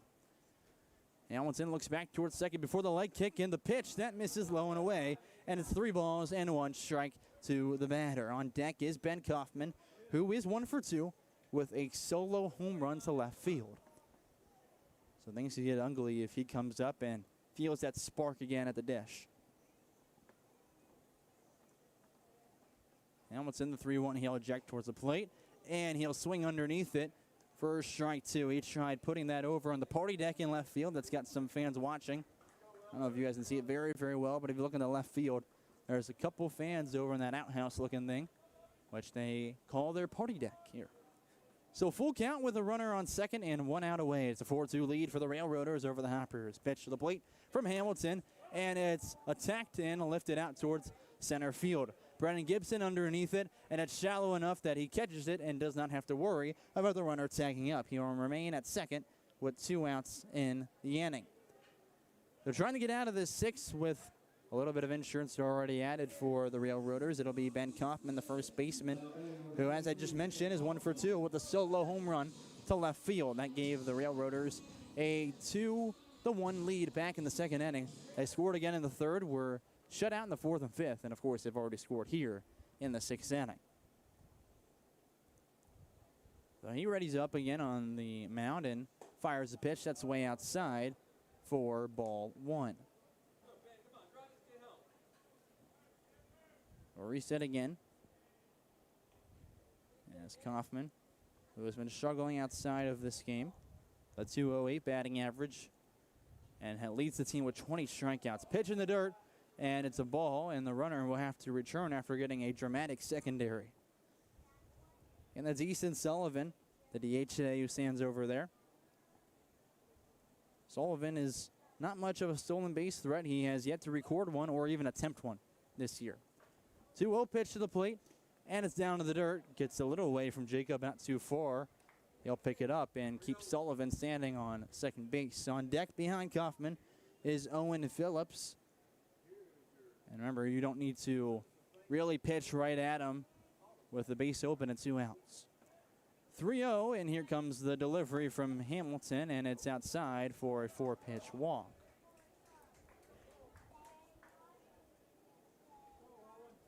So now that is walk number 2 of the day for Hamilton on the mound. And Chris Benny will start to trot out towards the mound to visit with Hamilton. It'll be Owen Phillips due up with runners on first and second and 2 outs in the inning. Hoppers trail 4-2 and have struggled at the plate. But again, if you know this Hoppers team, 1, they love to win in comeback fashion. And 2, they love to get a spark late in games. Benny's just having a conversation with Hamilton out there. We just talked about him a little bit. Coaches with Northwest High School. Also was a student there as well. He graduated from UT Martin in 2013, and that's the same year he became an assistant at Northwest High School for 2 years before becoming the head coach. He moved after actually I should say he was an assistant there before moving to Forest School in Chapel, Tennessee, and then he led that school to the Duck River Valley Conference Championship in baseball and football. And after 1 season there, he returned to Northwest as the head coach. And that's been his journey in the high school world as the home plate umpire goes out to break up this meeting. And the infield will disperse back to their positions. You're looking at just a calm here and making sure he's back in the zone. I'm sure part of that conversation was, bow down for me and give me 1 more out. This is all you need. This is probably the last batter you're going to face. Again, it's Owen Phillips in the left-handed box. I just need you to get me 1 more out to get out of this inning and head to the 7th, still trailing only by 2 runs. 2 are on behind him. Phillips is 0 for 1 of the day with a hit by a pitch and a ground out to Hampton, the second baseman. 1 run has already been scratched this inning, trying to keep it right there. Phillips swings through the first pitch for strike 1 as the fastball is gassed by him. Right pitch from him there as Phillips, a native of Chattanooga, Tennessee, just spent his sophomore season with Cleveland State Community College, where Evan Leonard also plays. He's the DH for your Hoppers today. Takeoff move over the second. Good throw back towards Sullivan, who slides in safely. So still a 0-1 count. Phillips, again, a JUCO player with 2.36 spring batting average. Leads his team with a 4.62 on base percentage and has brought in 5 RBIs prior to tonight's contest. As a man in scoring position as the 0-1 comes in, and he'll foul it off. And he's behind against Hamilton, no balls and 2 strikes. Before Cleveland State Community College, Phillips actually played with Southwest Tennessee Community College, so he transferred from one JUCO to another. And previously played with the Silverdale Baptist Academy High School. Also returns from the 2025 roster to the Railroaders. No balls, 2 strikes with 2 outs in the inning, and it's a swing and miss, drop third strike. Jacob picks it up, throws the first, and that'll escape the bottom of the 6th. That's 3 Ks for Hudson Hamilton as your Hoppers trail by 2. It's Railroaders 4, Hoppers 2 as we head to the 7th here on the Hoptown Hoppers TV network.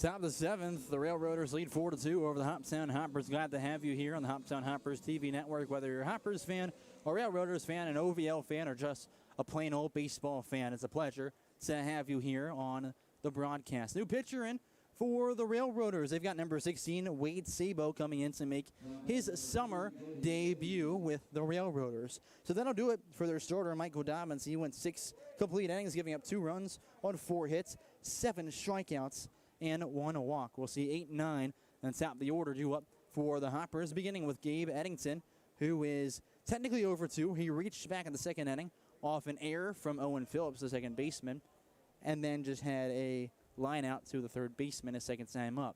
First pitch for the new dealer misses downstairs with a fastball for ball 1. And Gabe Eddington, the right fielder today, went 2 for 5 the last time they played on Wednesday.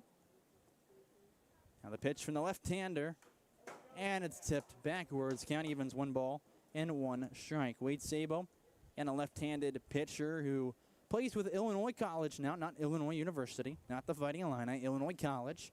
He transferred there after spending time with Southeastern Illinois College, and is also one of the 9 returners from last year's 2025 Fulton roster. He looks in for the sign from his catcher, Caleb Warren, and now sets from the left side of the rubber. Leg kick to the plate, and the 1-1 downstairs with a fastball 2-1 is the count to Eddington. Mentioned a little bit of the high school career for Gabe Eddington, how he threw a pair of no-hitters and was a Tennessee Mr. Baseball finalist. He graduated, ranked the number 37 shortstop in Tennessee by perfect game. So that's where they had him listed with his primary position. As the 2-1 grounded right back up the middle and backhanded by the second baseman, Owen Phillips, who churns and throws the first. And there's 1 out away in the 7th. So even though he's a two-way guy, they have him listed coming out of high school, mainly playing short. And he was ranked number 37 in the entire state of Tennessee. He'll ground out and now stands 0 for 3 on the day. And we'll go to Cade Wall in the 9th spot, who kind of serves as that extra leadoff guy with his dramatic speed and impressive batting average so far this summer. He's 0 for 2 on the day as he steps into the box with a .306 average coming into the contest. First pitch, outside corner for strike 1. Including the 2 at-bats today, Wall is 4 for 11 against Fulton this summer as the sun is starting to set at Lowhouse Field. And lights are on as we move quickly through this game. Found backwards, and now Wall behind, no balls and 2 strikes. So he's top of the order on deck with Brennan Gibson for the 4th time today after Wall is done with his appearance here. Again, standalone game in the OVL on this Sunday evening. Sabo again set from the left side of the rubber. Readies and fires back to the plate. Inside pitch, and it misses with a fastball for ball 1. 1-2 the count. As Wall resets again. He also plays with the Eagles of the U.S. Sports University, majoring in business administration, minoring in sports coaching. He'll leave 1 at the bottom of the well, and the count evens 2 balls and 2 strikes. I always love to point out a lot of our fans here are big fans of the Cardinals, who that's also Cade Wall's favorite MLB team. His favorite athlete, though, is Bobby Witt Jr., which kind of emulates the speed that the shortstop plays with. He'll hit one deep right center field. This one going back is going to have to be played off the netting, and instead escapes it. A check bucket, and that one is out of here. It's a solo home run, and the score is 4-3. Sends it out of the yard, and now the Hoppers trail by 1. It's so hard to see from this angle if it gets out of here, but he'll send it to the top of the lineup, looking for 1 more scratch across in the inning. So Wall goes back as the dugout is out in the field and celebrates with him. And for Cade Wall, there's his first home run this summer. That brings up Brennan Gibson with 1 out and no one on. First pitch he sees from Sabo. He leaves down the pipe for a called strike. And Wall's been mostly a contact guy, making contact with over 77% of the pitches he's swung at this summer. That time he found some power underneath him. 0-1 to Gibson, runs way inside and barely avoids the hit by pitch. So count evens, 1 ball, 1 strike to Gibson. He's a late add to this team as well. He plays with the Freed Hardeman Lions, where assistant coach Max Kirby was a grad assistant for this past spring. 1-1 delivery, excuse me. And he'll miss with a backdoor slider. So 2 balls and 1 strike at the count. Gibson with the Lions was the Mid-South Conference Freshman of the Year with a .385 average and 169 at-bats. 2-1 delivery from Sabo. Gibson fouls it backwards, and the count evens 2-2. So far for Gibson, he's collected 7 hits on 16 at-bats, including his 1-for-3 start to today's game. And already he's back in the right-handed box with an even 2-2 count. Pitch from Sabo to the plate, and it's over to right field and out of play. Would have cleared the netting, had the height and the distance if it stayed fair, but was fouled by a good 15, 20 feet. So not really too close. Count remains 2 balls and 2 strikes for Gibson. Only struck out now 3 times this year after his strikeout back in the 3rd inning. So Sabo again from the left side of the rubber. He delivers and goes with a slider that misses downstairs, and the count runs full. Good pitch, but a really good hold from Gibson. That one fell off the table a little too early to be called a strike and just missed the bottom of the zone. The 3-2 the count as it comes back to the plate, and Gibson stays alive with a pitch on the inside corner. Just fouls it backwards. All you can really do with that unless you're way out ahead of it. So when you know that a pitch will be in the zone, you've got 2 strikes on you, you're kind of looking to just throw your hands at it, foul it off, and get a better pitch that you can drive. So he extends it now to see pitch number 7 of the at-bats. The full count pitch again to the plate, and Gibson leaves it inside. And there you go. You've got a 1-out walk. That's why you foul things off that are in the zone but ugly for you. And you find yourself on any way possible. We now see Chance Sweeney, the new batter. Again, their starter was Michael Dobbins. He was fantastic in this game for the Railroaders. Went 6 innings, giving up just 2 runs on 4 hits and delivered 7 strikeouts to his ledger. Now Sabo comes in the relief, and it's been a ground out, a solo home run, and a walk. Sweeney with a runner on first and 1 out for the lefty-lefty matchup. There's a pickoff move, and Gibson slides in safely. Not really a tag applied by the first baseman, Ben Kaufman. Sweeney so far this evening is 0 for 3. Last time up, grounded into a 3-4-1 out. Not a double play. Just got off the glove of Ben Kaufman, and Phillips was there as the back off. Runner takes off. There's a pickoff move. Gibson slides in the second, and he's going to reach safely. They try to pick him off, but Gibson is too quick. Lightning McQueen speed, and he stands in scoring position. Look at that. They tried to grab him, and Sweety's yet to see a pitch still. So the tying run now stands 180 from coming home. Sabo readies, and now we have to fire towards the plate. Sweeney leaves it on the outside portion, just misses the plate for ball 1. Gibson is a threat on the bases. I don't blame them for throwing over. He already had 3 stolen bases in his couple of games he played in.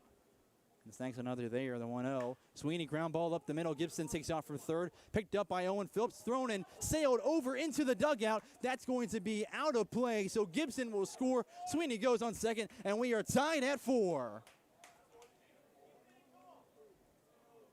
Sweeney will go replace Gibson in scoring position with still 1 out.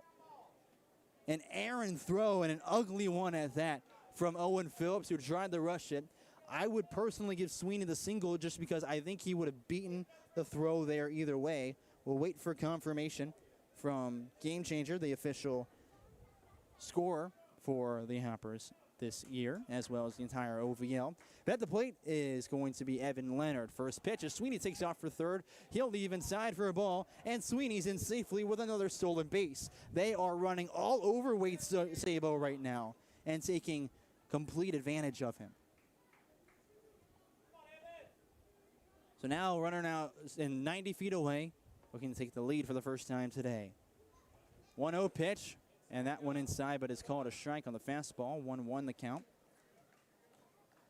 We'll look here for the official ruling for Sweeney, and I'm here to tell you that it does go down as an error. So not a single, just a true error. And the 1-1 pitch is lifted out into the shortstop portion, and he'll pick it up, throw the first. There's 2 outs, but Sweeney scores, and the Hoppers lead for the first time today, 5-4. Comeback fashion like they love to do it, and they find a way yet again. They only tied it up back in the 2nd inning and have trailed ever since, and took all the way to the 7th to finally snatch that lead.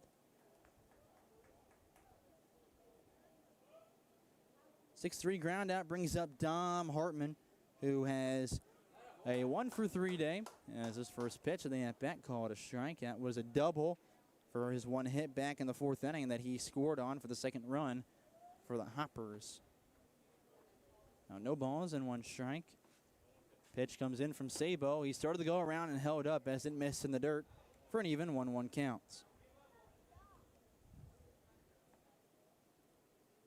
Hartman, that double extended his hit streak to now 7 consecutive games that he has played in. Not 7 consecutive games in total.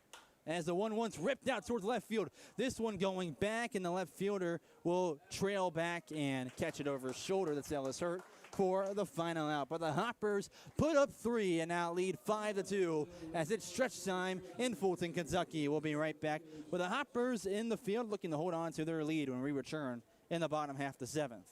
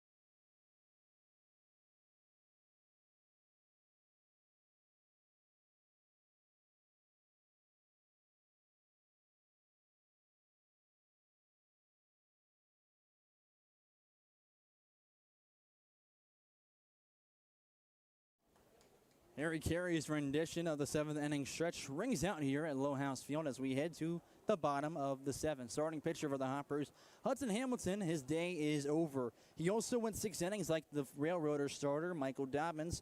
In the 6 innings of work for Hamilton, gave up 4 runs on 6 hits, 2 walks, and 3 strikeouts. New man on the mound out of the Arm Barn is Andrew Mays, getting the nod from Chris Benny. Andrew Mays so far this summer has made 3 appearances, and in 9 innings of work, he carries a 1 flat ERA as well as a 1 flat whip, giving up only 1 run. It was earned. That was actually a walk-off winner in sudden death against the Paducah Chiefs on the road in his very first appearance. Outside of that, he has shut out his opponents. That's giving up 7 hits, 2 walks, 3 hit by pitches, and 8 strikeouts so far this year. In those 9 innings of work, he's gotten the leadoff guy out 6 times and looks to do it here again as he'll face 8-9 and then top the order for the Railroaders. It's Caleb Warren to lead things off, the catcher today for the Fulton squad. He's 0 for 2 with a strikeout and a fly out to left field. The righty dealer, first pitch out towards right field, and all you can do is watch as that one is streamed over the netting, and we're tied again at 5.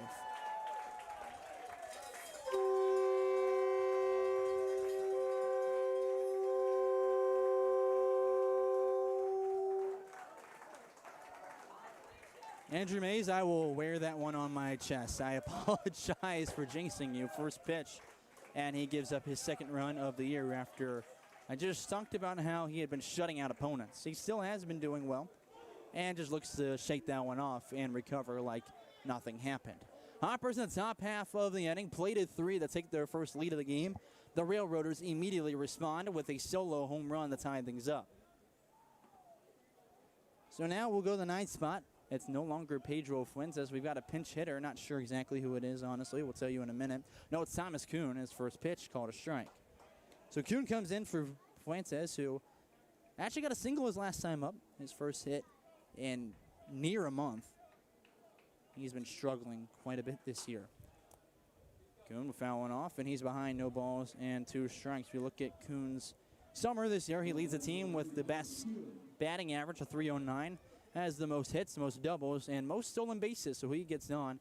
He is a threat to take the lead. You got to get him out here. Mays on the right side of the rubber, no balls, 2 strikes, and he will have a grounder hit behind him to the shortstop, Cade Wall, who throws on the run towards first, and Riggs with the stretch stays on the bag for the first out of the inning. Took him 3 pitches to sit him down, and we now head back to the top of the order. Nick Cossey is the batter. He's up for the 4th time today. He is 0 for 2. He reached his first time up with a walk and came around and scored. Outside of that, it's been a fly out to right field and a double play, a 6-3 double play that is, from Cade Wall. He stepped over on third and second base and then threw over the first for the double play. No balls, 1 strike. After that one was in the zone. And Mays readies up again. The 0-1 delivery, and he swings over top of it for strike 2. We've seen 6 pitches already from Mays. All of them have been in the strike zone. Not ready for the 0-2 delivery. Mays leg kicks, goes to the plate, and this one is skied out towards center field and drops quickly down for a 1-out single. Cossey aboard safely for the 2nd time today with his first hit of the evening. And now we see the center fielder, Matt Herlick, come up, who is looking to avenge an 0 for 3 start to today. All of them put in play. 1 has been a ground out. The other 2 have been flyouts to Chance Sweeney in left field. May's first pitch is grounded over to Hampton at second. He'll flip it over the second for the out. Throw the first will pull Riggs off the bag, and right before they'll ask if there's interference from the runner, Nick Cossey. Cade Wall had to get a little offline to throw it, and the field umpire's already walking over to the dugout where Chris Benny has walked out of to have a conversation about this. There's a real possibility. And there was interference in the throw, but I don't think you can call it because there was never the contact, and Wall never really kind of threw it into him. So instead, that should mean that Herlick technically reaches on a fielder's choice. There will be 2 outs and a runner on first.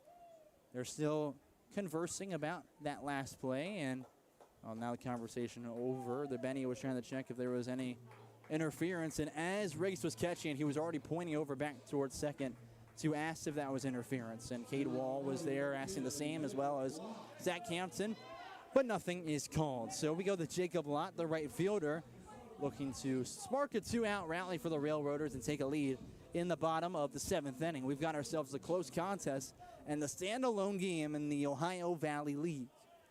Lott has been fantastic. He's 3 for 3 with a double, home run, and a single, as well as 2 runs on the day.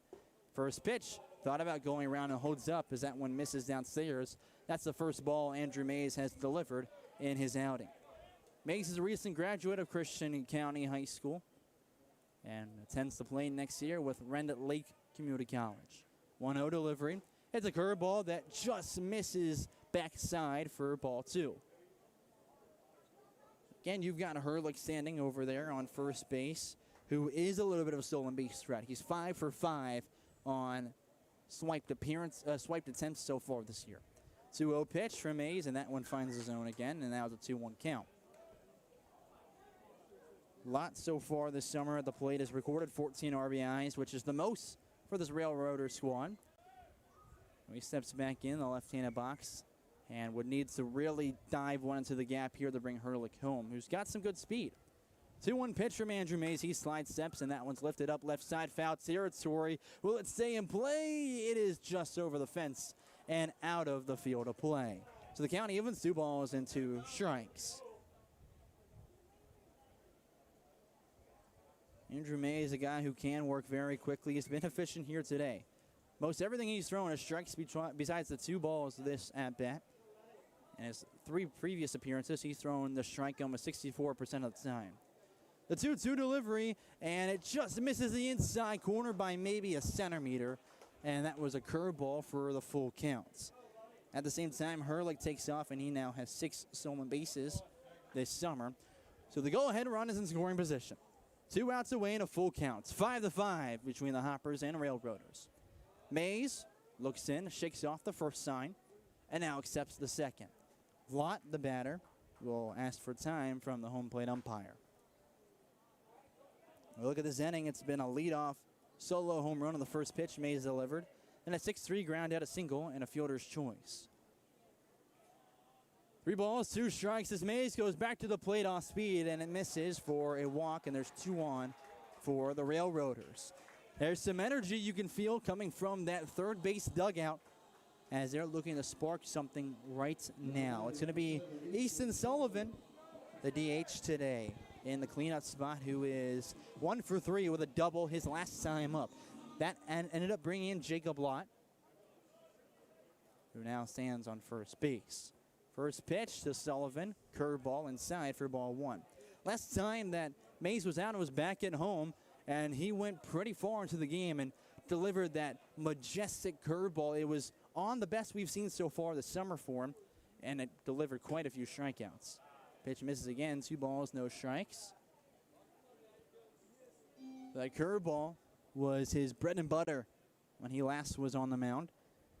Has not been his prime position today so far. He's been throwing it well, just missing left and right.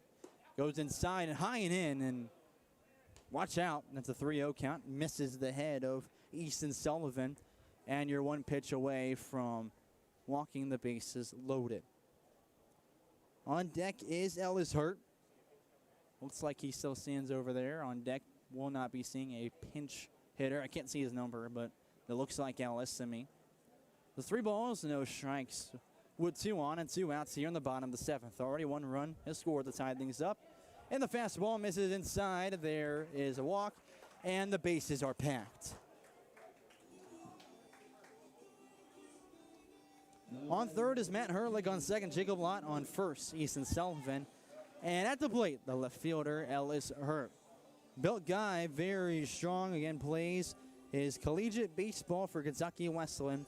Has recorded 7 RBIs coming into this game and is 0 for 3 so far. So you only need 1 more out to get out of this inning with only 1 run scratched across you.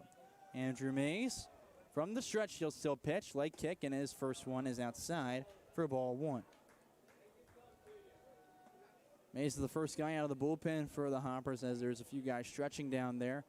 And we'll see a quick time call. No, there's going to be a pitch, and it's a fastball in the zone. Max Kirby was calling for time to go have a mound visit. Instead, Mays fires back into the zone for an even 1-1 count. So he's working quickly and ready to deliver again. The 1-1 pitch fired, and it's hit out towards the left center field. Brandon Gibson going back over his right shoulder and is underneath it, and there's the 3rd out of the inning. Only 1 run comes across, and the damage is minimal. They'll strand the bases loaded as we're tied 5-5, headed to the 8th here in Fulton, Kentucky.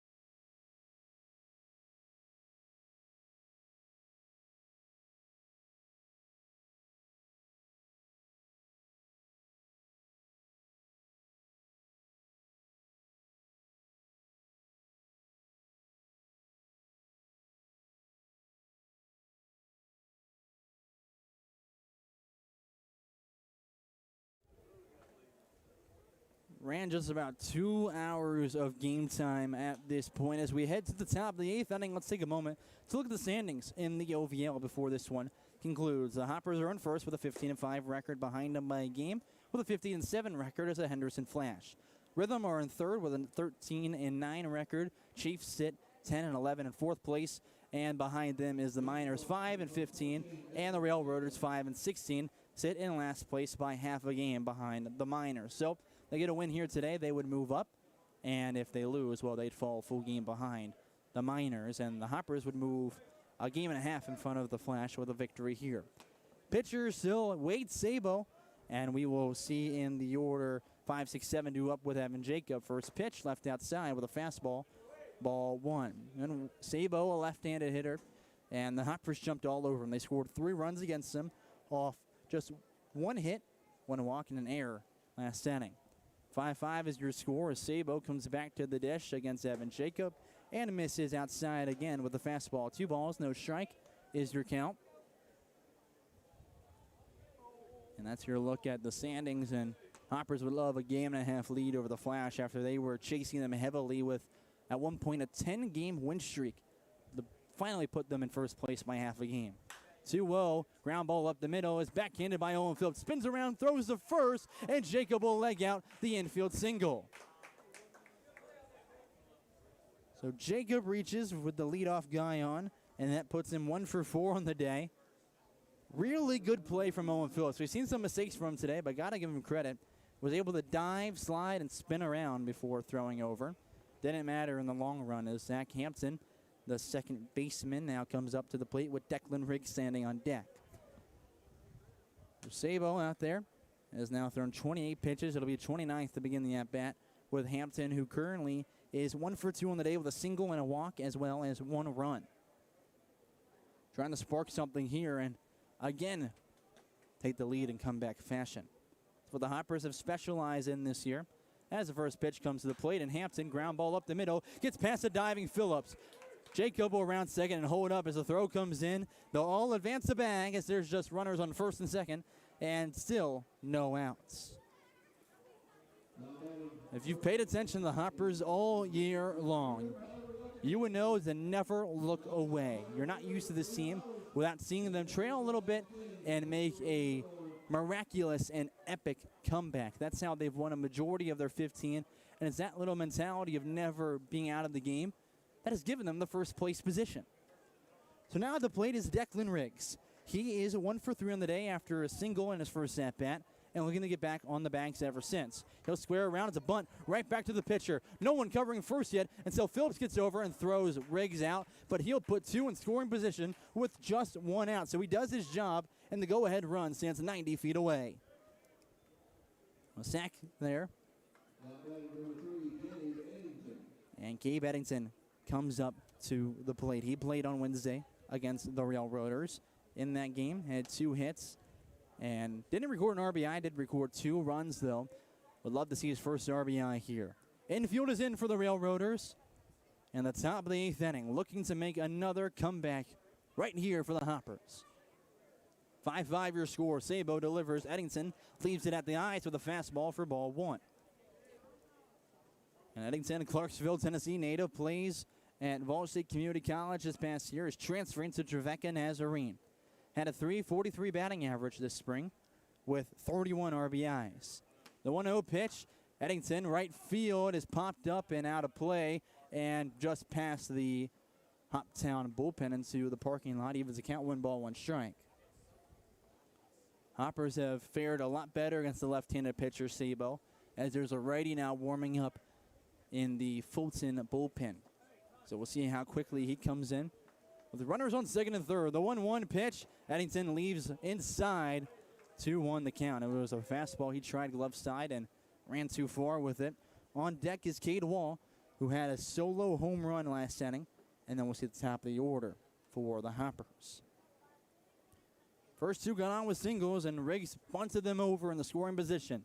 The 2-1 pitch from Eddington was way high and outside for a 3-1 count. Good save, though, from Caleb Warren on the backstop to keep the runners at bay. You need that here. as you do technically have a base open, and the double play would be order if he gets on first. The 3-1 pitch to Gabe Eddington. Ground ball left side, and gloved by the shortstop. Throw home, and instead Jacob will beat it out for a 6-5 lead. Your Hoptown Hoppers strike again. Runners will be on first and second as Hampton held up right where he was, and Eddington technically just reaches on a fielder's choice. Cade Wall, the batter, who had that solo home run last time. And with that, J.D. Willis will slowly trot out and probably relieve Wade Sabo of his duties. It'll be runners on first and second with 1 out and a 6-5 lead for your Hoppers. In comeback fashion, they take the lead. We'll see the new arm in just a moment, so we'll be right back.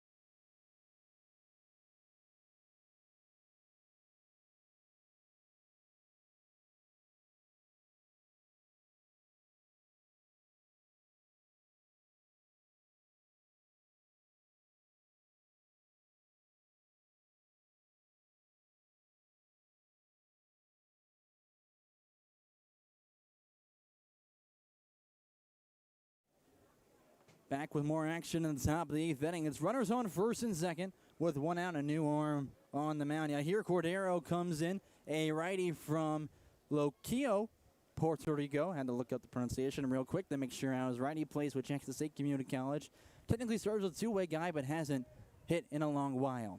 He'll inherit 2 on, and Cade Wall squares around, throw down to second. It's both runners take off, and it's too late. Both are in with a stolen base, and they're in scoring position. They went ahead and threw all the way down towards second, and that's now where Gabe Eddington stands. There was a big meeting when both runners were on, and the new pitcher came in, and I guess that was one of the things conversed right there. Cade Wall up with a 1-0 count. And now 2 in scoring position again. They lead 6-5 as the pitch comes in, and Wall swings over top of it. They even the count 1-1. There is an out right now, but you could bring a couple in easily right here with the ball put in play. Infield is in for the Railroaders against Cordero, still on the mound, the righty. The 1-1 delivery outside with a fastball, 2-1 the count. Cordero has pitched 4 times so far this year. In 12 innings of work, he's carried a 8.17 ERA. That's giving up 17 runs, 14 of them earned on 16 hits. 2-1 pitch to Cade Wall. Curveball misses above his head, and there's a 3-1 count. It's been 16 hits to 5 walks and 16 strikeouts, so Cordero's looked really good. And already there's more action in the Railroaders bullpen, a lefty warming up in case they need it.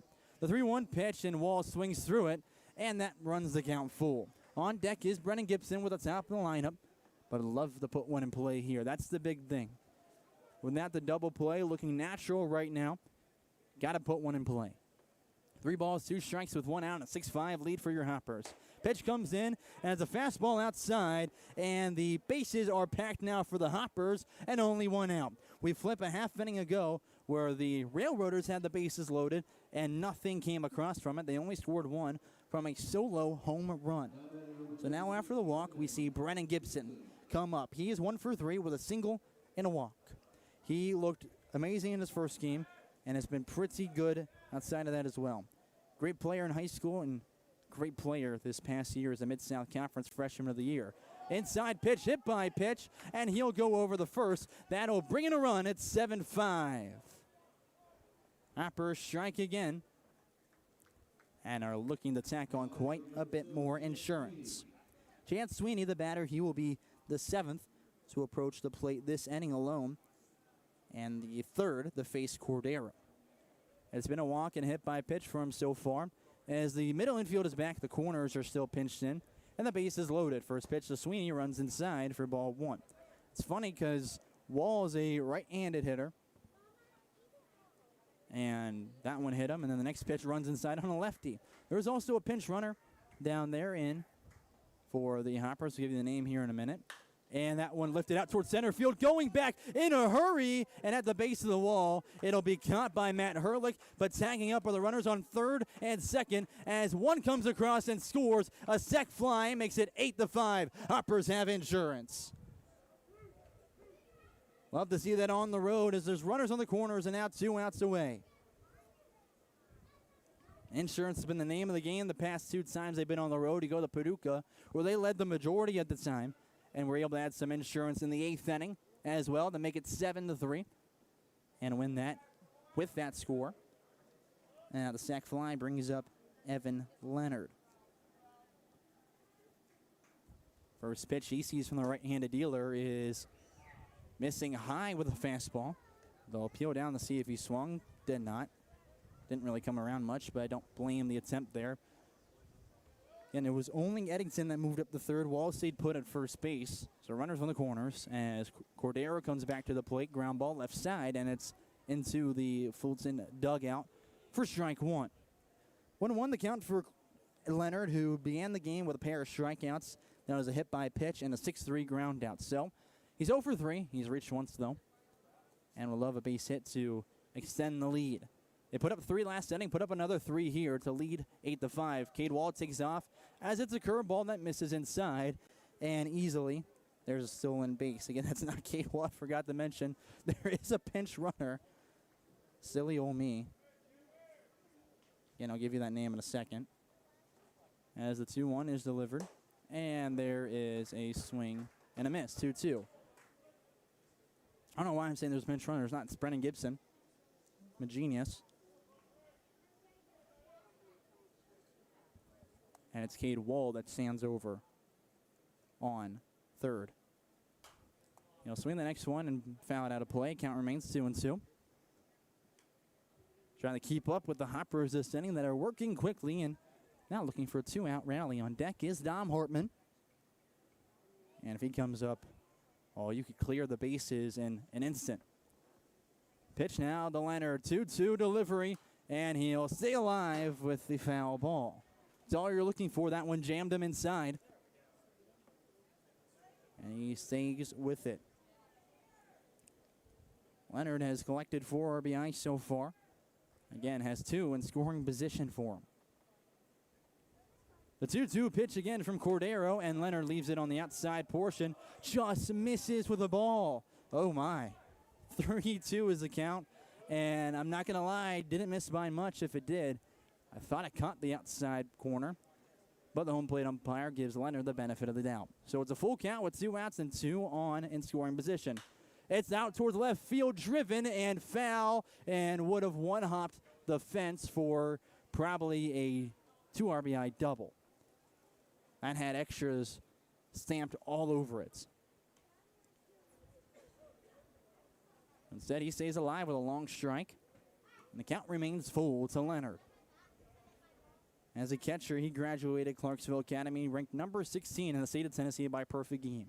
The strong bat looking to bring in a couple more here. The 3-2 pitch, and he'll swing underneath it to end the inning. There's the third strikeout for Evan Leonard as we head to the bottom of the 8th. It's another 3 spot for the Hoppers. They lead 8-5 as we see the Railroaders come up in a moment.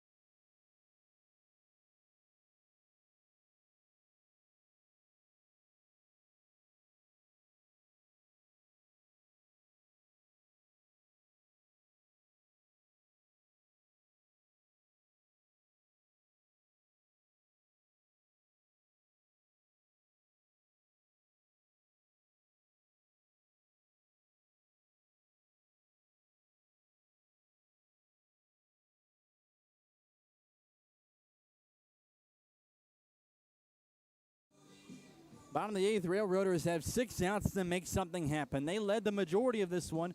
Then after the Hoppers put up 3 in the 7th and another 3 in the 8th, they lead 8-5 over the home Fulton squad. We'll see 6, 7, 8 due up, beginning with the first baseman, Ben Kaufman, to face Andrew Mays back out for his second inning of work.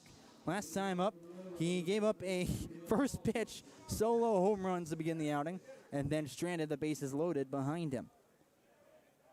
So only gave up 1 run, and now faces again Kaufman, who does have a home run as well on the day. First pitch goes swinging and fouls it off on the ground to the left side. No balls, 1 strike is the count. He's again just a recent graduate of Christian County High School, combining with the Hopkinsville Tigers this year to become the Christian County Tigers next year. The 2 high schools will be 1. Swing and miss at 1 in the dirt. He sent him chasing and fishing for an 0-2 count.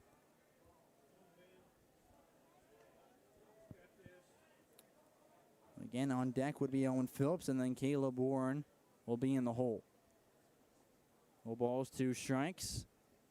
And that one over on the right side on the ground, through the gap, and the right fielder, Gabe Eddington, picks it up. It's a 9-3 ground out, and 1's away. Hoppers return the 9-3 favor. They finally get their first of that fun little fashion there. And I'll go ahead and address the elephant in the room. If you're watching this, of course, on YouTube instead of just listening, you probably might notice a little bit of blinking black with the screen.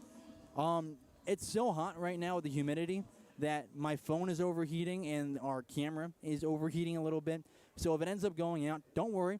I will give you still a complete play-by-play, and you can stay right here and say listening. First pitch, Owen Phillips fouls off for an 0-1 count. So treat it like radio. That's pretty much how I treat every broadcast like radio. You just have the virtual option, if you may. But hopefully the camera stays alive. If it doesn't, don't worry. We're not going anywhere. No balls, 1 strike for Owen Phillips. The next pitch comes in. It's a backdoor curve for the 1-1 count. I think the camera just went pure black now. And as I said, you're going to be listening like radio fashion at this point. So 1-1, the count comes in from Andrew Mays. And that one misses again with a curveball, 2-1. 1 out in the bottom of the 8th. 8-5 lead for the Hoppers over the Railroaders on the road here at Lowhouse Field. Humidity's trying to take away our technology, but we won't let it get the best of us. 2-1 pitch. Curveball again, tries inside and misses. I like the idea to go glove side there. Just didn't really work for what he was looking for. 3-1 the count. And Mays again set from the stretch to face Owen Phillips with one out. Delivery to the plate outside, and there's a walk. Hopefully you guys are sticking with us in the standalone game. Appreciate having you here. And again, could have a really good finish, so you don't want to go away until this one is completed. In the 8th spot, Caleb Warren, the catcher, now comes up to the plate. He's 1 for 3 with that solo home run he hit first pitch he saw against Andrew Mays last time. Might be looking to go 2 for 2 here. As Mays, long pause, and now throws the first pitch. Fastball will miss inside, I guess. Maybe a little high. It's the count now, 1 ball and no strikes. And nothing we can do about the blank screen as the technology is frying with the heats. Ground ball to the third baseman, thrown over the Hampton at second for 1 out. Throw the first, and they've got the 5-4-3 double play to end the bottom of the 8th. 8-5 lead for your Hoppers as they look to tack on a few more. The Railroaders have 3 outs remaining before the Hoppers have win 16 of the season. We'll be right back with more Hoppers baseball after the break.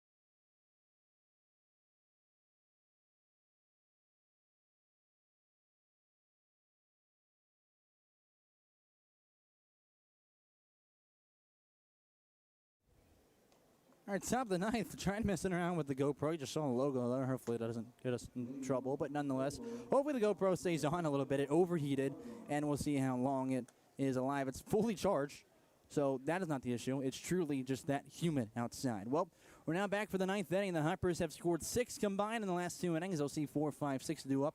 Beginning with Dom Hartman, they had 8 come up to the plate and 3 come across last inning. Hartman, the only one that not hit in the 8th inning. First pitch, he'll go swing and tip it for strike 1. It's already blinking, so this thing is going to go out again probably. And I have some news that everyone is going to love to hear. Evan Woodward is warming up for the Hoppers in their bullpen, so we could see him come and try to shut things down again in the bottom of the 9th. Swing and miss on one way outside, and the count now 0-2 the Hartman. If the score remains, it would be a save opportunity for Evan Woodward as the Hoppers only lead by 3. That means, as he's catching him right now in the bullpen, Ryan McCartan should be coming in as well for Evan Jacob. I'll keep that Cardinals battery together. And Hartman starts to go around and could not hold up in time. 3 pitches for a strikeout. And south side of the 9th gets rolling. And now it'll be Evan Jacob, who's probably getting subbed out in the bottom half of the inning. We'll take a quick moment to look at the upcoming schedule for your Hoppers. Tomorrow they're back in action, taking on the Madisonville Miners on the road. You can find us here, right here again. And then on Tuesday, they're back at home against the Full Count Rhythm, as the first pitch comes in from Cordero, and it misses downstairs for ball 1. That game on Tuesday, again at Tiger Field against the Full Count Rhythm. We'll have the WHOP option as well as the YouTube, though I think those streams will actually be separate on Tuesday. And then Wednesday, we're back on the road against the Full Count Rhythm in Hendersonville, Tennessee, before an off day on Thursday.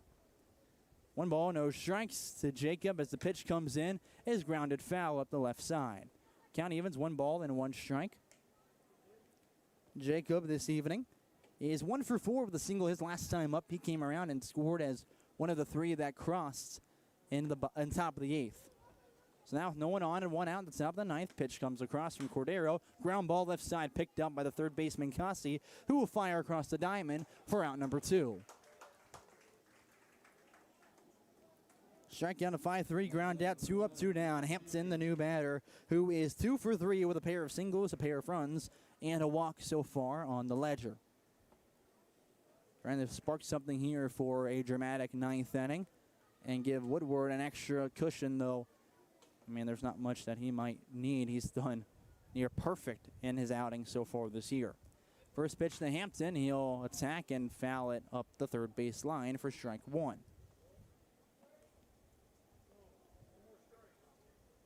Hampton, a freshman, standing 6'1", 185 in the right-handed box, studying veterinary medicine.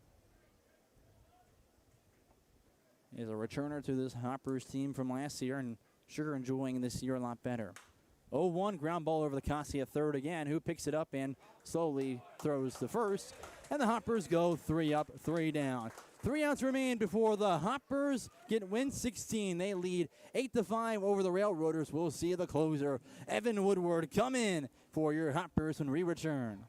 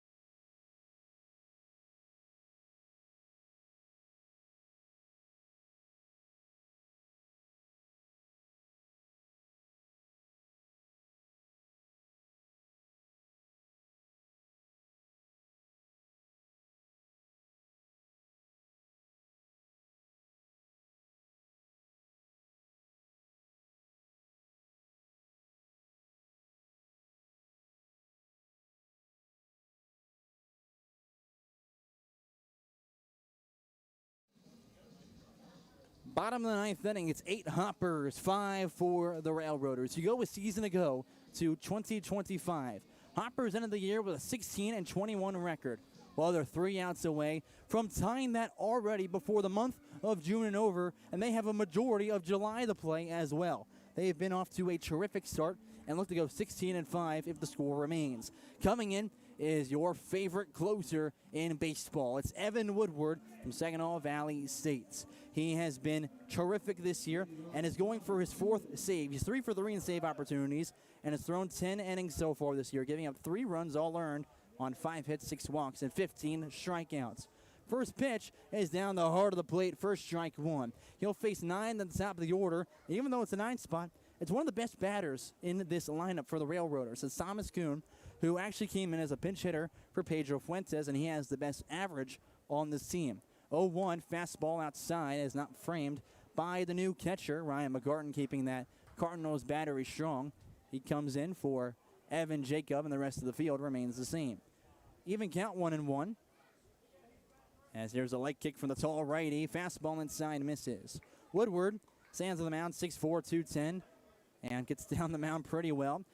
Ironically, got the first pitch strike there. He does not throw the first pitch strike very often, less than 48% of the time, as he now fires 2-1. That one misses inside with a fastball, and Kuhn's ahead 3-1. And Kuhn has a .309 batting average, also has the most doubles and the most stolen bases, 12 for 14 on the base pads stealing, and is a big threat to come around. 3-1 pitch, and that one out towards center field. Here comes Brennan Gibson, who almost lost it and goes downstairs to grab it for out number 1. So Woodward trying to go 3 up, 3 down here. We'll see at the top of the order for the Railroaders as they've got 2 outs remaining for a comeback. They controlled the entire game for the most part in this one and then it was 3 runs in the top of the 7th, and then again another 3 in the 8th to take that 8-5 lead for the Hoppers. They went 3 up, 3 down last inning, and now look to go 3 up, 3 down against the Railroaders. Woodward on the right side of the rubber, he pitches, and it's a fastball in the dirt for ball 1. At the plate is Nick Cossey, who is 1 for 3. Also got on with a walk and has 1 run recorded. In the right-handed box, he is set as Woodward. Back to the dish. 1-0, fastball found backwards, and the count evens 1-1. Look at Woodward's career. He majoring in health and physical education. Made his collegiate debut against Lake Erie, where he pitched a scoreless inning with 3 strikeouts and got his first save against Purdue Northwest on March 22nd, almost a month after that. Ground ball over the Hampton at second, who flips to the first, and there's 2 away in the 9th. Hoppers 1 out away from win 16. Again, they get that one. They tie their win total already before June ends from their win total last season. At the plate is Matt Herlick, who is 0 for 4. He got on last time with a fielder's choice. That said of that, it's been a ground down, a pair of flyouts, the chance of Sweeney in left. Herlick digs into the left-handed box. First pitch he sees from Woodward. Fastball, he'll swing through it for strike 1. And Woodward has a pretty strong 3-pitch mix. Ready up again. 0-1 pitch. Blows it past him, and he's behind 0-2. Hits the corner with a fastball, and they're 1 strike away from victory. No balls, 2 strikes, 2 outs, and no one on in the bottom of the 9th. It's an 8-5 lead for the Hoppers. Leg kicks and comes to the plate, and misses low and away.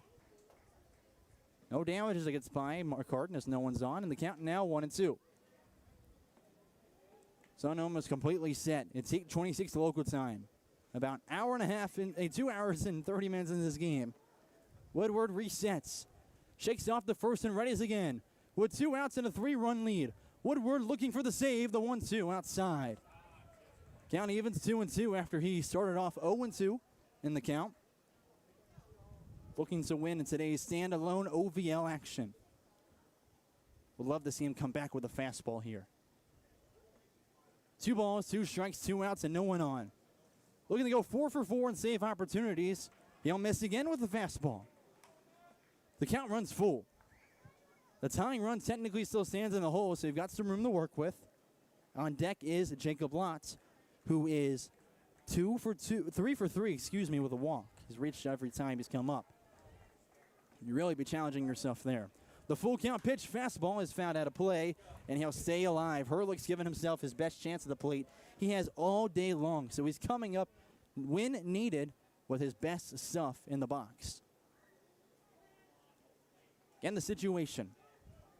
Hoppers looking to tie their win total from 2025 before the month of June is over.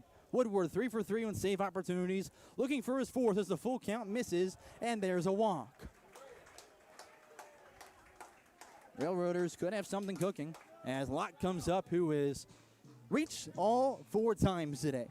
A double, and then a solo home run, and then a single, and then a walk. He has 2 runs and just 1 RBI. Runner on first and 2 outs. Hopper fans looking intensely to see if Woodward can shut this one out here against the strongest bat of the evening. First pitch, fastball to the knees for strike 1. No one's done better than Lott today. And no one better to challenge the best closer in the league. Woodward looks over the first before getting set from the stretch. The 0-1 pitch leaves it upstairs with a fastball. The count evens 1 ball, 1 strike. On deck would be Easton Sullivan, the cleanup batter, who has reached his last 2 times with a double and a walk. Going through the heart of the order right now. Tying run on deck. The 1-1 delivery from Woodward goes off speed, and it's upstairs, 2-1 the count. Things are getting away from Woodward right here.